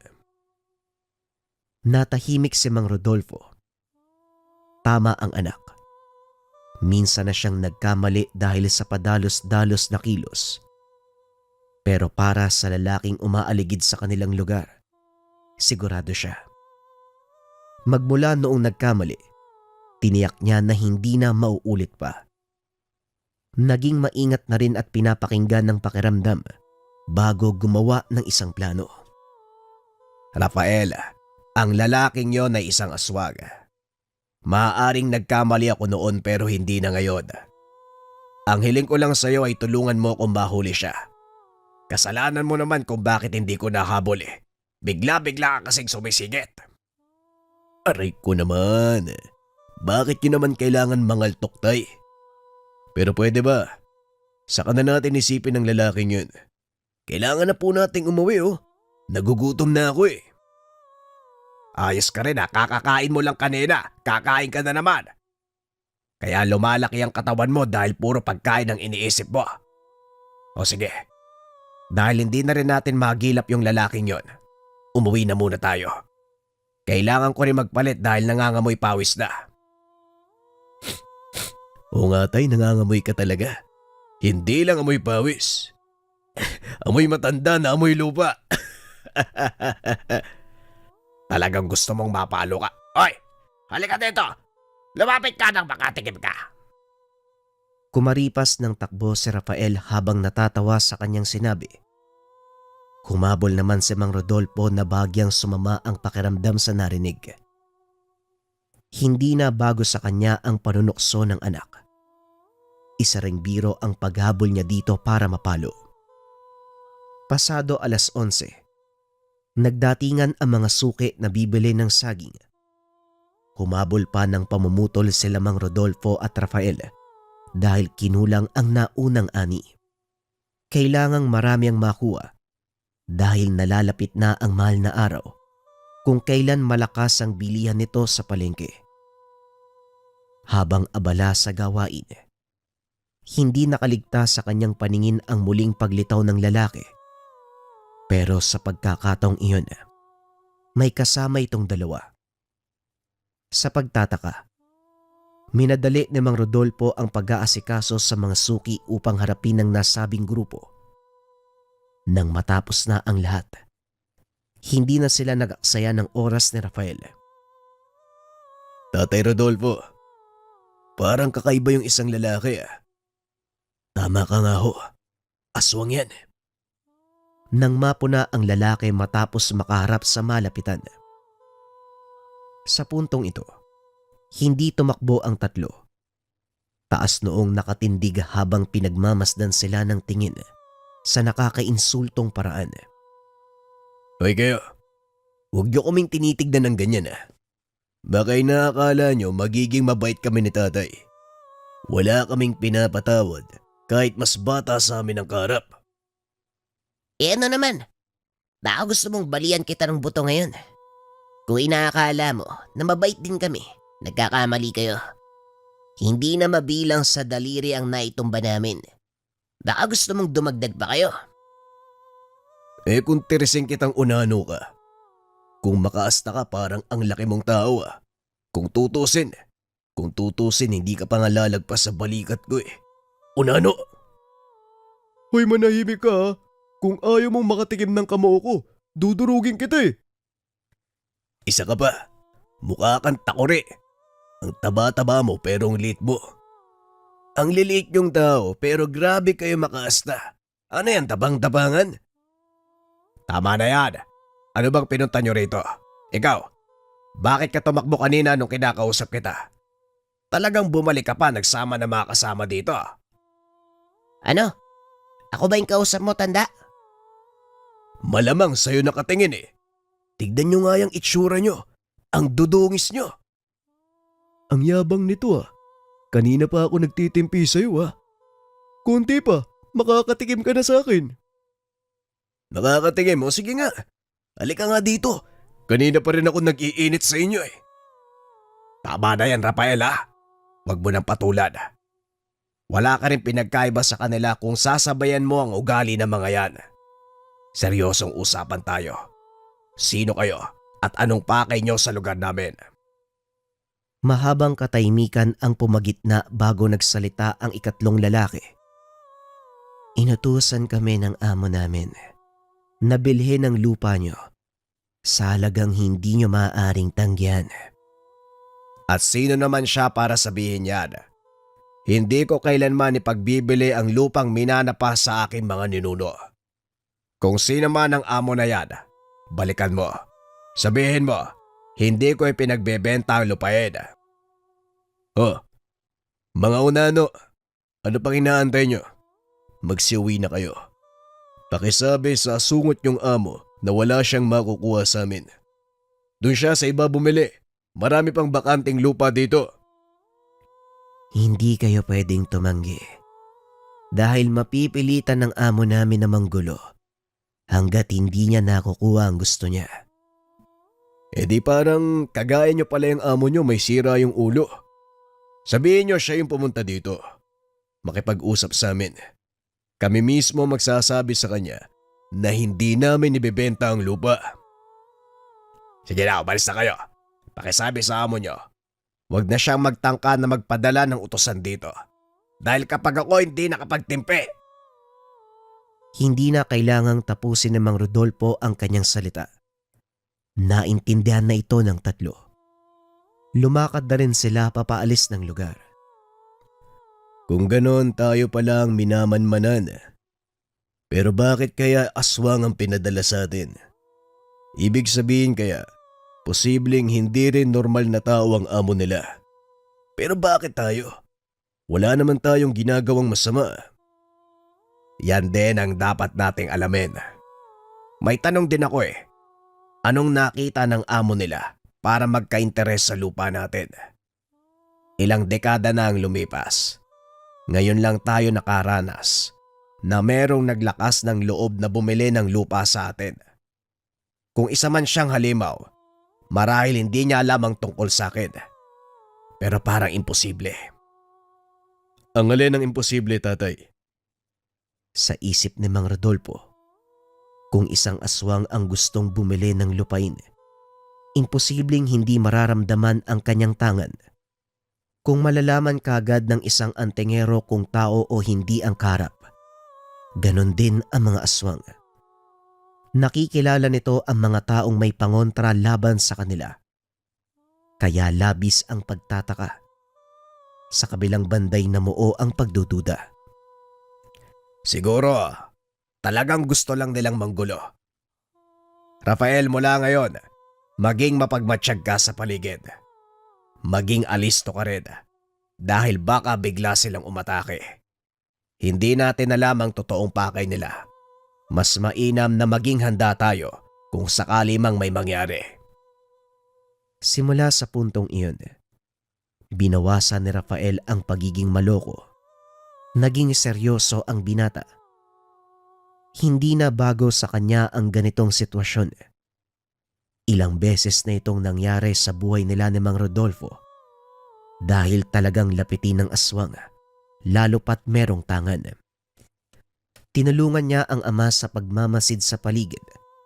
Kaagad pinaalam kung ano ang mapapansin. Lumipas ang 2 araw na naging bantay sarado ang mag-ama. Wala pa namang nangyari, pero pabalik-balik sa lugar ang mga lalaki. Hanggang palitan lang ng salita ang kanilang nagagawa dahil hindi naman sila sinasaktan ng mga lalaki. Tana, ibenta mo na kasi yung lupa sa amo namin para hindi na kami pabalik-balik dito. Nakakapagod na eh. Nakakapagod na pala eh. Bakit hindi kayo umuwi na lang tapos wag nang bumalik dito? Gumamit din kasi kayo ng utak paminsan-minsan. Hindi puro pagmamayabang at kabalbalan yung ginagawa nyo. Hoy, manahimik ka. Hindi ikaw yung kausap. Isa ka rin eh. Ikaw yung sumasagot, hindi ka namang kinakausap. Mga iyo, hindi ko galing ulit-ulitin ang salitang nabitawan na. Alam kong malinaw niyong narinig ang sagot ko nung nagtanong ang isang kasama nyo, kaya magsiuwi na kayo. Naaalibadbara na ako sa pagbumuka niyong dalawa. Bakit ba kasi ayaw niyong ibenta? Malaking pera naman yung ibabayad sa inyo eh. Hindi lang lupa ang mabibili nyo sa halagang matatanggap. Makakapagpatayo pa kayo ng magandang bahay. Mga hayop na maaalagaan. Sasakyan o kung ano-ano pa. Wala nga kaming pakialam sa mga ganyang bagay. Bakit ba kayong mga maliliit na taong unano hindi marunong makaintindi? Sabihin nyo sa akin kung sino yung amo nyo. Ako na ang kakausap sa kanya. Hindi namin maaaring sabihin kung sino siya. Yun ang utos sa amin eh. Kumbinsihin lang kayo na ibenta ang lupa nyo. Magsewi na kayo. Wala kayong mapapala sa amin. Huwag na rin kayong babalik dahil hindi na magbabago ang desisyon ko. Kaagad pinagsarahan ng pintuan ni Mang Rodolfo ang 2 binata. Kaninang umaga pa nag-uusap. Sumapit na ang gabi. Hindi pa rin sila tinatantanan. Kahit hindi nila hinarap, patuloy pa rin sa pangungulit. Nang marinde si Rafael, kumuha ito ng isang balde ng tubig. Walang pasabing itinapon sa dalawa. Nagalit ito at dito na napilitang umalis. Tubig lang pala yung katapat eh. O sige, subukan yung bumalik. Hindi ako magdadalawang isip na sabuyan kayo uli. Anak, bakit ang baho ng tubig? Ano ba ang binuhos mo sa kanila? Yung pinagugasan ng pinggan nung nakaraang araw. Nakalimutan kong itapon eh. Mabuti nga lang nagamit pa ngayon. Nako kang bata ka. Buhusan mo nga ng sabon. Napakatindi ng amoy. Kagad tumalima si Rafael. Inasikaso ang paglilinis ng nangangamoy na tubig. Habang ginagawa ito sa labas, napansin niyang may tao sa sagingan. Hindi pinansin nung una sa pag-aakalang napadaan lang. Pero nang naroon pa rin ito sa mga sumunod na sandali, dito na siya naghinala. Tinawag niya ang ama at sabay silang nagtungo sa lugar. Madilim sa bahagi ng sagingan dahil sa matatayog na puno at nagkakapalan ng mga dahon. Natatabunan ang liwanag ng buwan, kung kaya't hindi mamukaan ang lalaking karap. Sino ka? Anong pakay mo rito? Wala kang dalang patalim o sako. Hindi ka naman siguro magnanakaw ano? Hindi ito sumagot sa kanya. Nakatayo lang habang palipat-lipat ang tingin kina Mang Rodolfo. Ilang sandali pa, umalingasaw na sa buong paligid ang matinding amoy. Naalerto ang matanda, kasabay ng paghahanda ng sarili dahil sa paparating na aswang. Maging alisto ka, Rafael. Hindi lang isang aswangan nandito. Dalawa ang bilang nila. Mas mabuti sigurong umuwi ka muna. Ako nang bahala sa mga to. Bakit ay? Akala niyo ho ba kailangang handa? Ako rin. Kaya kong makipagsabayan. Inilabas ni Rafael ang buntot page mula sa bitbit na sako. Hindi napansin ni Mang Rodolfo na yun pala ang dala ng anak buhat sa pagmamadali. Siya naman ay dinama ang pagiging aktibo ng tangan, ang mutya ng saging. O sige, total handa ka na, walang problema. Pagtulungan natin ang mga to. Mukhang hindi matanggap ng amo nila ang desisyon ko. Talagang nagpadala pa ng mga aswang. Rafael, maganda ka. Anumang oras ay susugod sila. Hagupitin mo! Naging maaksyon ng labanan sa pagitan ng mag-ama at ng mga aswang. Maliksi. Mabilis ang kilos. Nanagawang ilagan ang bawat atake nila. Pero hindi rin tumagal dahil nanaig ang biyayang ipinagkaloob ng kalikasan. Ang mutya at ang buntot ng pagi. Hindi tumigil sa paggagupit hanggat nabubuhay pa ang kalaban. Ilang sandali pa, nakahandusay na lamang ang mga ito. Duguan at halos lumabas na ang lamang loob sa laki ng sugat sa tiyan. Mahinang uri naman pala ang mga nilalang na ito. Hindi naman pala tatagal ng ilang oras. May ganap ang lumusob dito.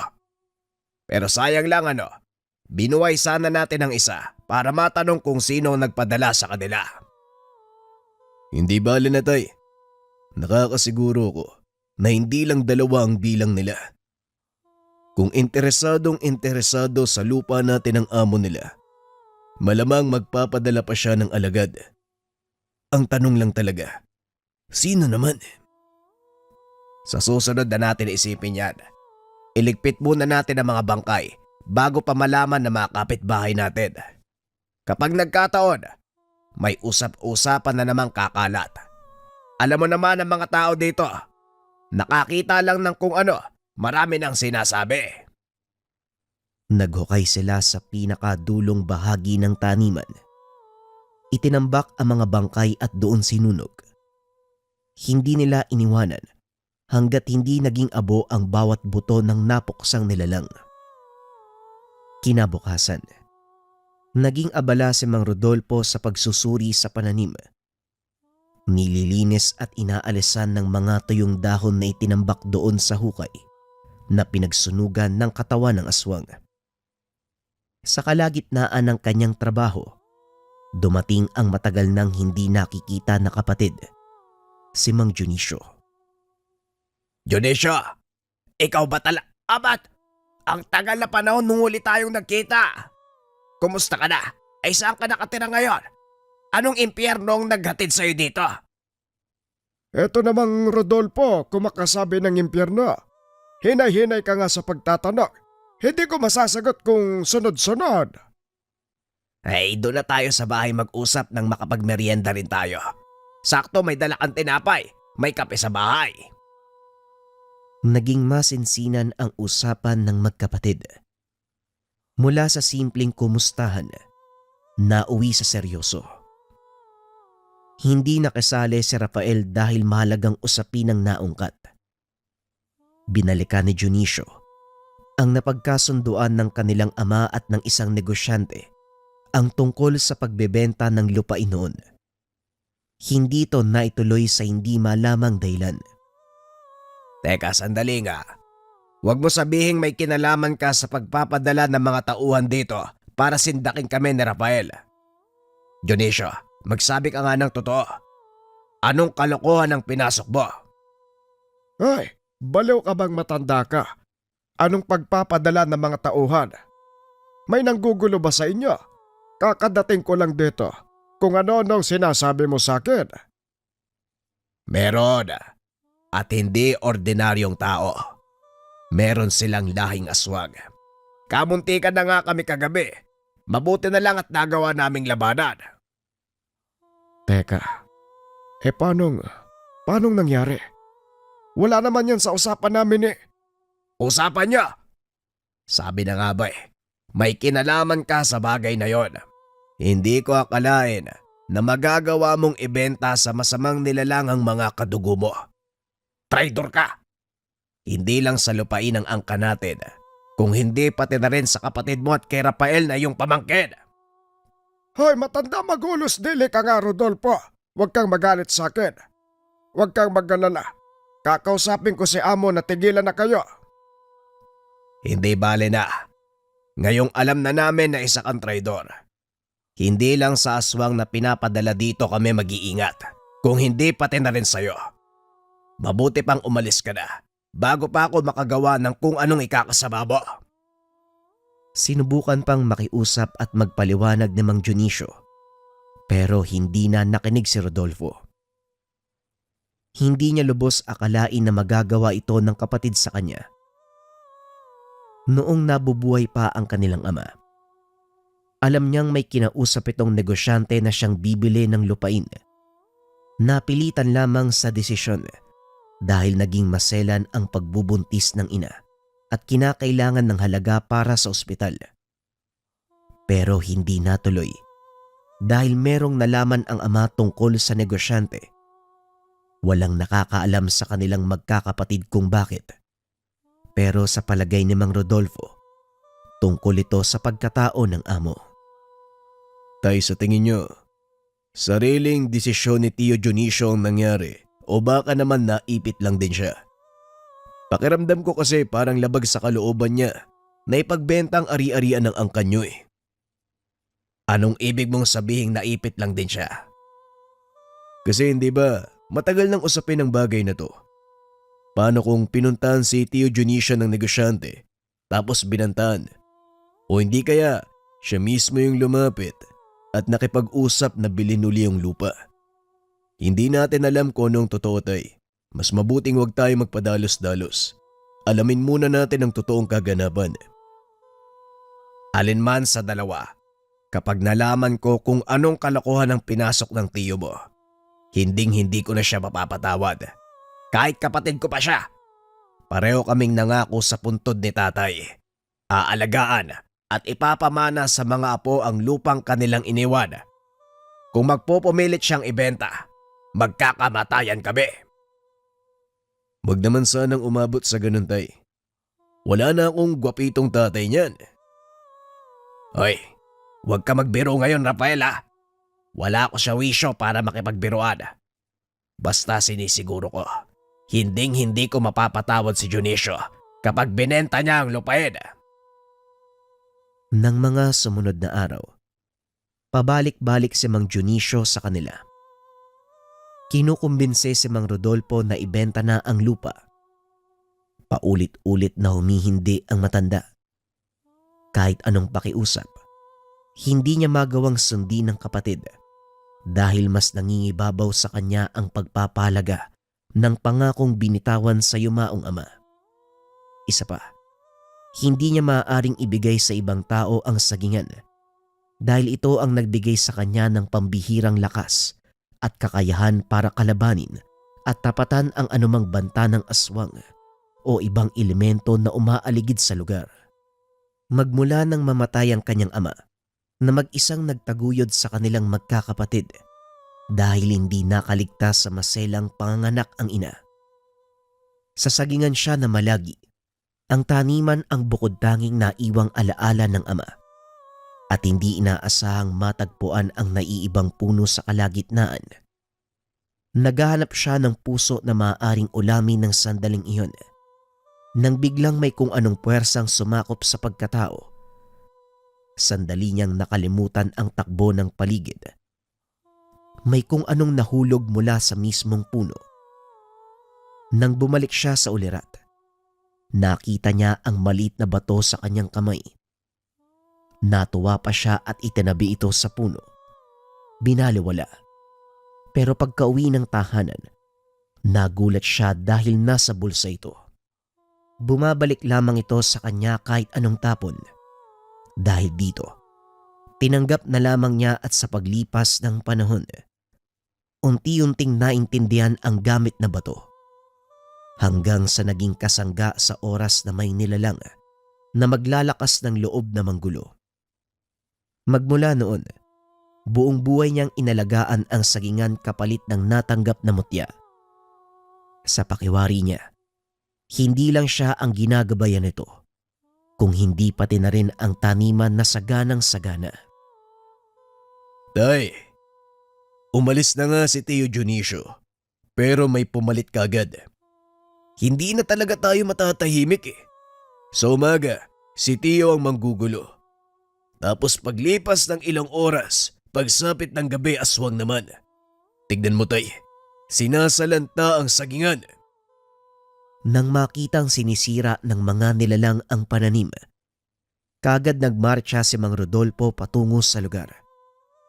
Nanggagalaiti sa galit habang hawak ng maigpit ang itak. Sa sandaling makalapit ay kagad tinaga ang aswang. Natamaan naman, hindi na tinigilan ng matanda hanggang sa maputulan ng hininga. Tinangkapang tumakas ng isa, pero napigilan ni Rafael. Sinakal gamit ang buntot pagi. Hindi na ito nakatakas. Nangisay ng husto hanggang sa bumulagta. Tumabi sa kasamang nakahandusay. Tatay, hindi na pwede ang mga nangyayari. Paano kung isang hukbo na ang sumugod sa atin? Paano kung sobrang dami na? Tay, ayokong umabot sa ganun.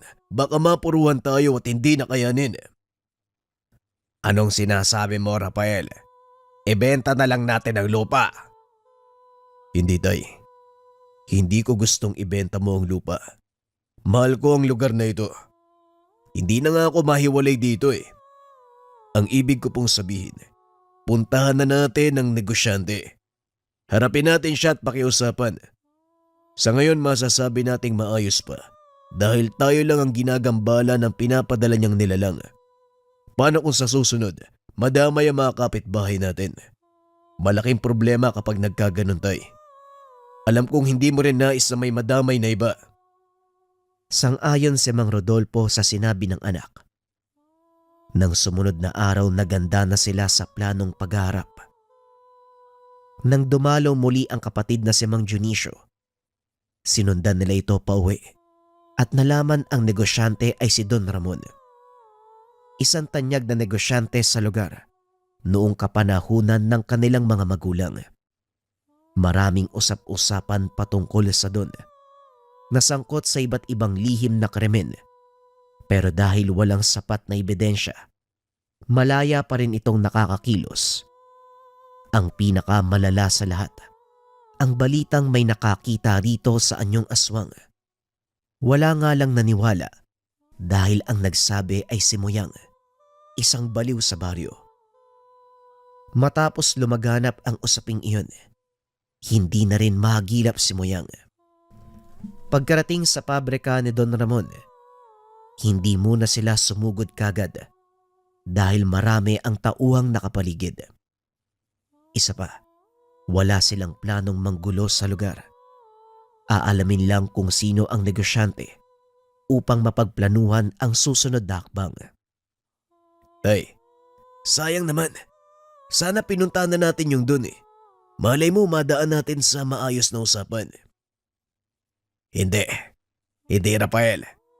Kilala ko si Don Ramon noong kabataan ko pa.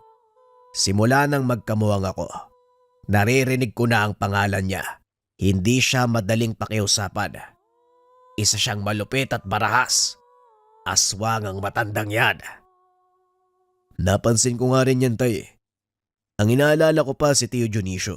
Paano kung saktan siya ng Don? Hindi natin alam ang tunay na dahilan ni Tio Dionisio. Baka may pinanghahawakan yung Don sa kanya. Isa pa yan. Isa pa yung chewin mong yan. Ngayong matanda na, ay saka pa tumigas yung ulo. Hindi rin talaga nag-iisip, no? Walang utak.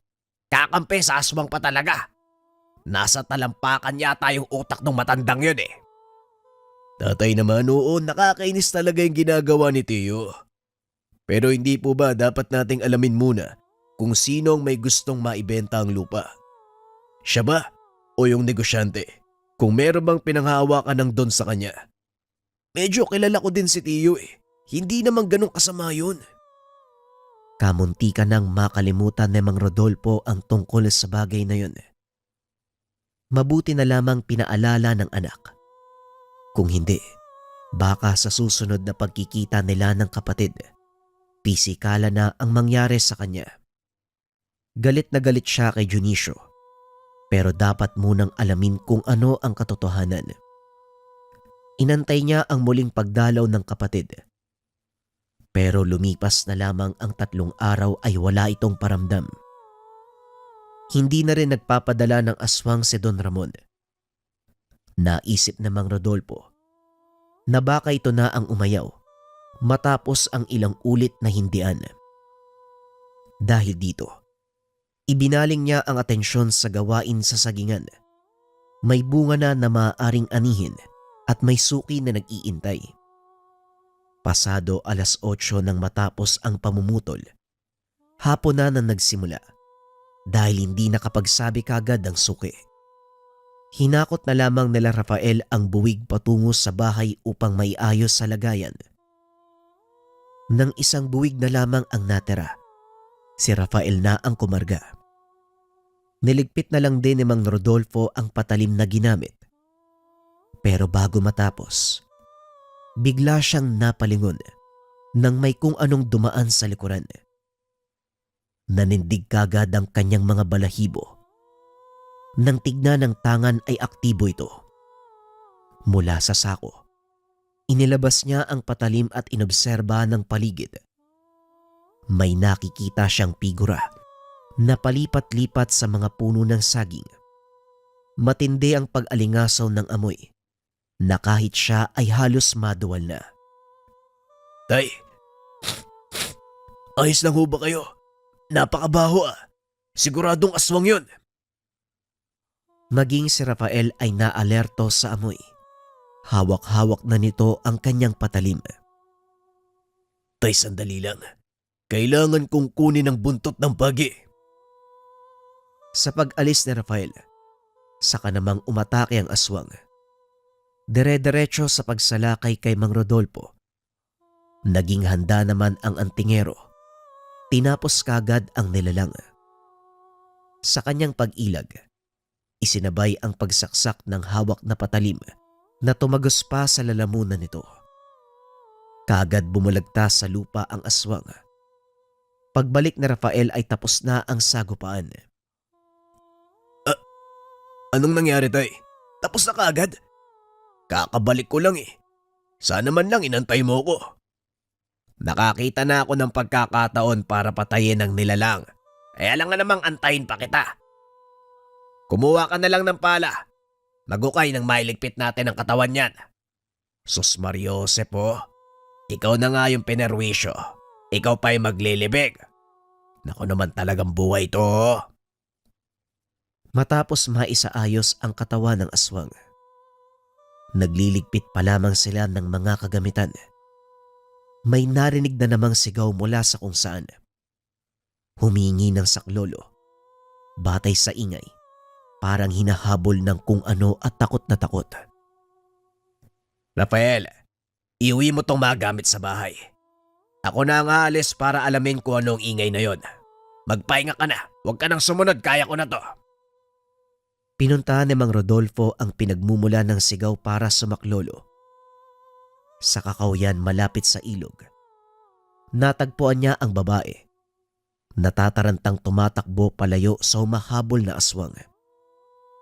Kamuntikan pa itong madali. Mabuti na lang at naabutan niya. Naipagtanggol ang babae, pero naisahan siya ng nilalang. Tumilapon ng matanda.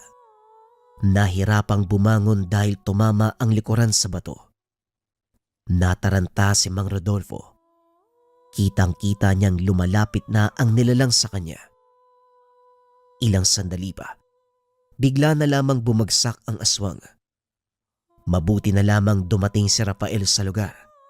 Merong sumaklolo sa kanya. Hoy, dadaan ka muna sa akin bago mo masaktan ng tatay ko. Ano tay? Masyado kasing kampante. Sakit ng likod mo no? Hindi ka na bumabata tay, tumatanda ka na. Habang walang tigil sa paghampas ng buntot pagi sa nilalang, saka lamang niya tinigilan ng hindi na gumagalaw. Tinulungan niyang makatayo si Mang Rodolfo. Sinuri din ang kalagayan ng babaeng biktima. Binibini, saan ka ba nang galing? Kababae mong tao, gumagala ka pa ng gabi. Delikado sa lugar na ito. Maraming gumagalang masamang loob. Hindi lang tao, kahit elemento at mga nilalang kagaya ng humabol sa'yo. Kung maaari sana, dapat hindi ka lumalabas ng ganitong oras eh. Kasi galing ako sa trabaho. Ginabi sa pag-uwi dahil walang masakyan eh. Naglakad lang ho ako. Nakasalubong ko yung dalawang lalaki. Napansin ko na lang, iba na yung itsura nila tapos sumusunod sa akin. Teka, tama bang narinig ko dalawang lalaki? Kung ganon may isa pa. Nasaan kaya yon? Siguro tayo yun yung sumalakay sa atin sa sagingan. Posible naman na magkasamang dalawang aswang na yan eh. Tapos nung nakita tong babae, lumis na yung isa. O siya, maiba ako. Tagasaan ka ba? Ihatid ka na namin para ligtas kang makauwi. Nasa malapit lang ang bahay ng babae kaya naihatid kagad. Binalikan nila ang katawan ng aswang. Pero huli na dahil nawala na ito. Nagtataka sila. Pero matapos makita ang bakas ng isang pares ng yapak sa lupa, naisip nila na may kasama pa ang aswang na siyang sumagip sa bangkay. Rafael, bukas sa bukas, makikipagkita ako kay Don Ramon. Talagang hindi niya tayo tatantanan. Ibang usapin na ito dahil may nadadamay na tao. Kinabukasan maagang nag-ayos si Mang Rodolfo at Rafael para puntahan si Don Ramon. Pero hindi na nagawa dahil dumating si Mang Dionisio at kasama na ito. Tatay, hindi na yata kailangan. Siya na mismo ang lumapit sa atin. Nang makita ang dalawang panauhin, nagmamadali namang lumabas si Mang Rodolfo upang malaman ang sinasabi ng anak. Sa labas na rin sila nag-usap. May kalayuan nga si Don Ramon dahil naaapektuhan sa tangan ni Mang Rodolfo. Idagdag pa si Rafael. Nakatitig lang sa Don habang maigpit ang pagkakahawak sa buntot pagi. Hindi nyo naman kailangan magbanta. Nandito na si Don Ramon para makipag-usap. Ibaba nyo ang pangontra para makalapit siya. Mawalang galang na ho, Tiyo. Hindi namin ibababa ni tatay ang pangontra para lang sa taong yan. Gusto ko nang patayin yan ngayon eh.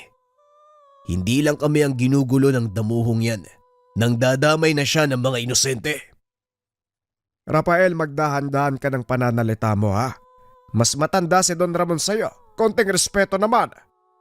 Respeto? Komedyante ka ba? Ang respeto ay hindi lang ibinibigay dahil sa katandaan. Ito ay kinukuha. Bakit ko rerespetuhin ang isang nilalang na may kaluluwang halang? Mas mabuti pang magpakamatay na lang ako. Tama si Rafael, Dionisio. At saka, paano mo naging amo ang hayop na yan? Alam mo kung anong klase ng tao siya. Pero bakit parang mas iginagalang mo pa kaysa sa aming mga kadugo mo? Binantaan ka ba niya? Anong hawak niya sa'yo? Rodolfo, gusto lang naman bumili ng lupa ni Don Ramon. Ang lupain natin ang napili niya dahil malawak at sagana sa pananim. Nais niyang mapalawak ang negosyong hawak, kaya naman pumayag ka na. Makatarungan naman ang presyong ibibigay niya. Patayin mo na lang ako, Dionisio. Kailanman hindi ko ibebenta ang lupa ng ating angkada. Magkamatayan na tayo! Inilapag ni Mang Rodolfo ang kutsilyo sa harapan ng kapatid. Hindi yon inasahan ni Mang Dionisio. Kalaunan, umalis na rin nang makitang lumakad palayo si Don Ramon. Ganyan nga, umalis ka. Huwag ka nang babalik dito.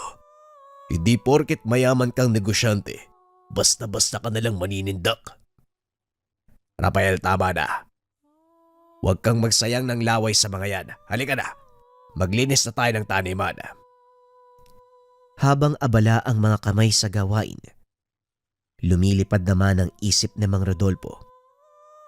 Hindi maiwasang mag-isip kung paano naging magkaibigan si Don Ramon at Mang Dionisio. Kung tutusin, minsan ang nagkasagutan ang dalawa nung nakita ng kanyang kapatid na pinagnanasaan ng matandang yun ang panganay na anak. Halos magkamatayan pa sila ng araw na yun. Kaso nga lang sa mga nakikita niya sa kasalukuyan, mukhang nagkamabutihan ang dalawa.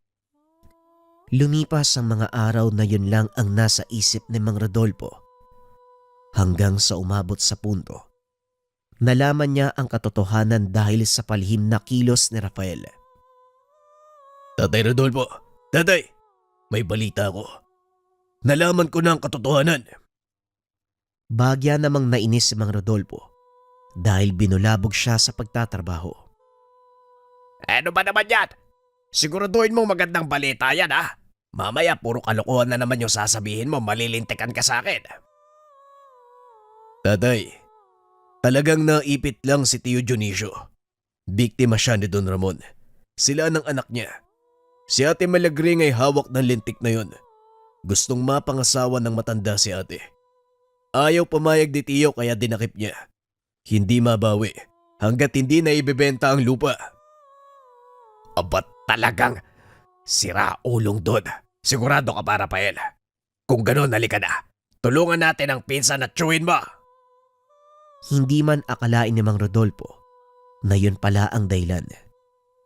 Hindi na rin siya nagtaka dahil nangyari na ito noon. Likas kasing maganda ang pamangkin ng si Malagring. Kinahuhumalingan ng lahat ng kalalakihan.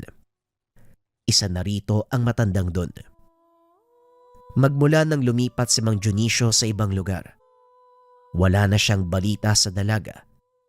Ngayon na lamang at naging bihag pa ng aswang. Dumiretso sila Mang Rodolfo sa pamamahay ng kapatid. Naabutan niya itong mag-isa. Humahagulgol habang nakahawak sa litrato ng anak. Dito na rin sila nagkalinawan. Ipinagtapat ang katotohanan. Hindi na kaya pa ni Mang Dionisio ang sitwasyon. Kaya naglakas loob na humingi ng tulong sa kapatid. Isa ka pang matanda ka eh. Hindi mo sinabi sa akin kaagad. Alam mo naman na kaya kong labanan yung Ramon na yun eh. Nasaan si Milagring? Nasaan ang pamangkin ko? Na kay Don Ramon nga. Tulungan mo ang anak ko, kunin mo siya, bawiin niyo. Tama na. Manahimik ka nga, naiinis pa rin ako sa'yo eh. Mas lalo lang din nadadagdagan ang galit ko dahil hindi ka nagsabi kaagad. Tandaan mo rin, kapag may nangyaring masama sa pamangkin ko, malalagot ka sa akin. Ikaw ang ama. Pumayag kang makuha ang anak mo. Wala kang kwenta.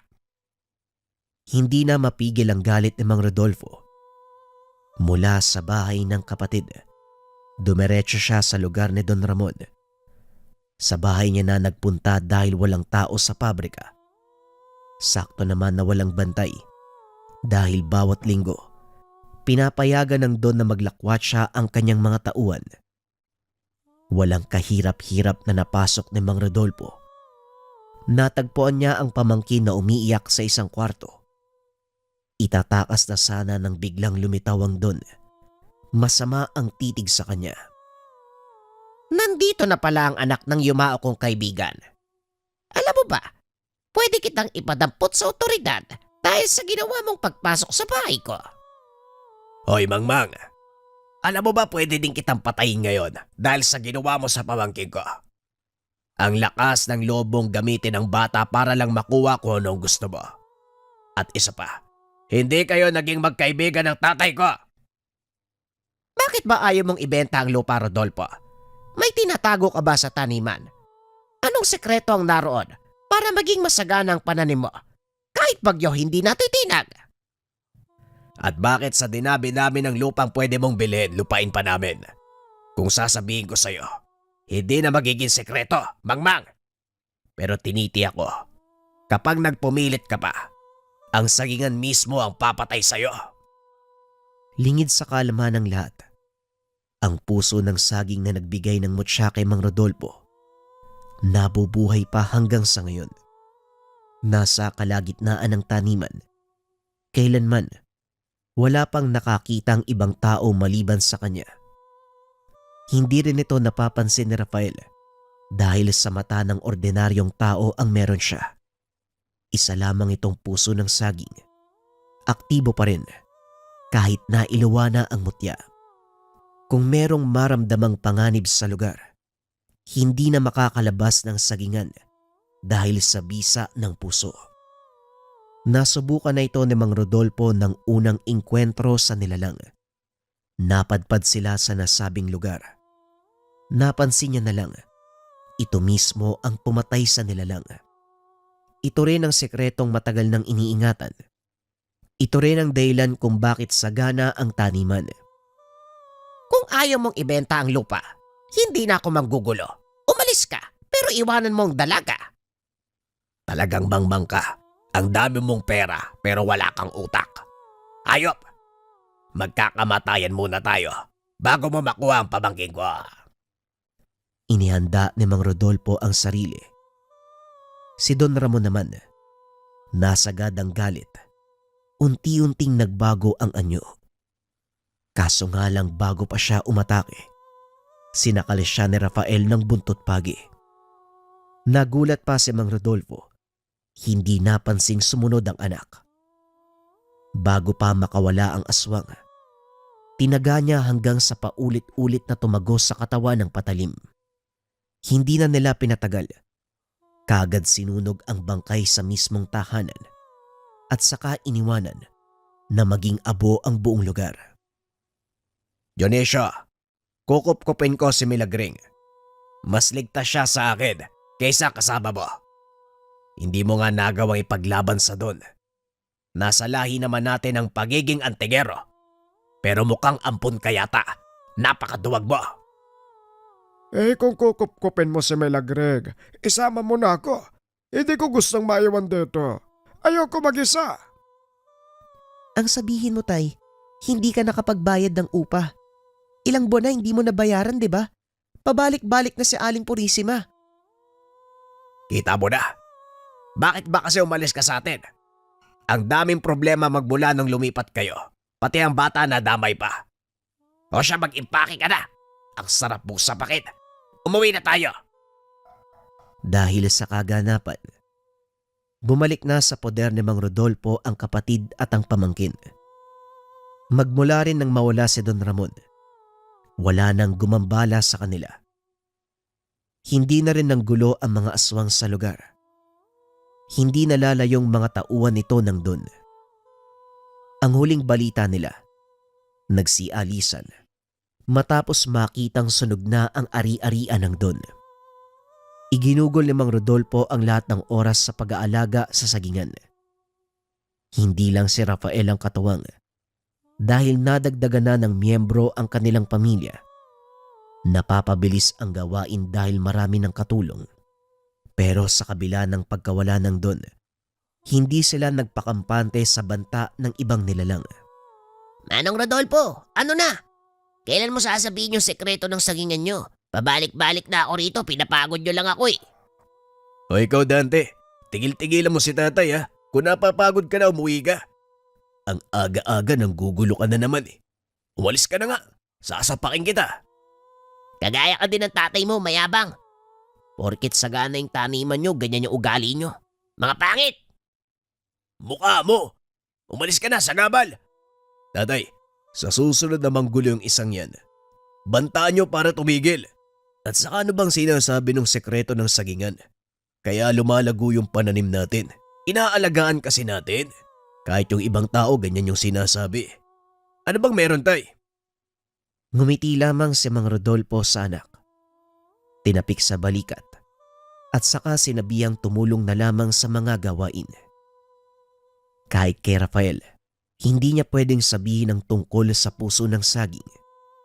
Nag-aantay siya ng tamang pagkakataon kung kailan sasabihin ang sekreto sa anak, kung kailan ipamamana ang nakuhang mutya sa puso ng saging.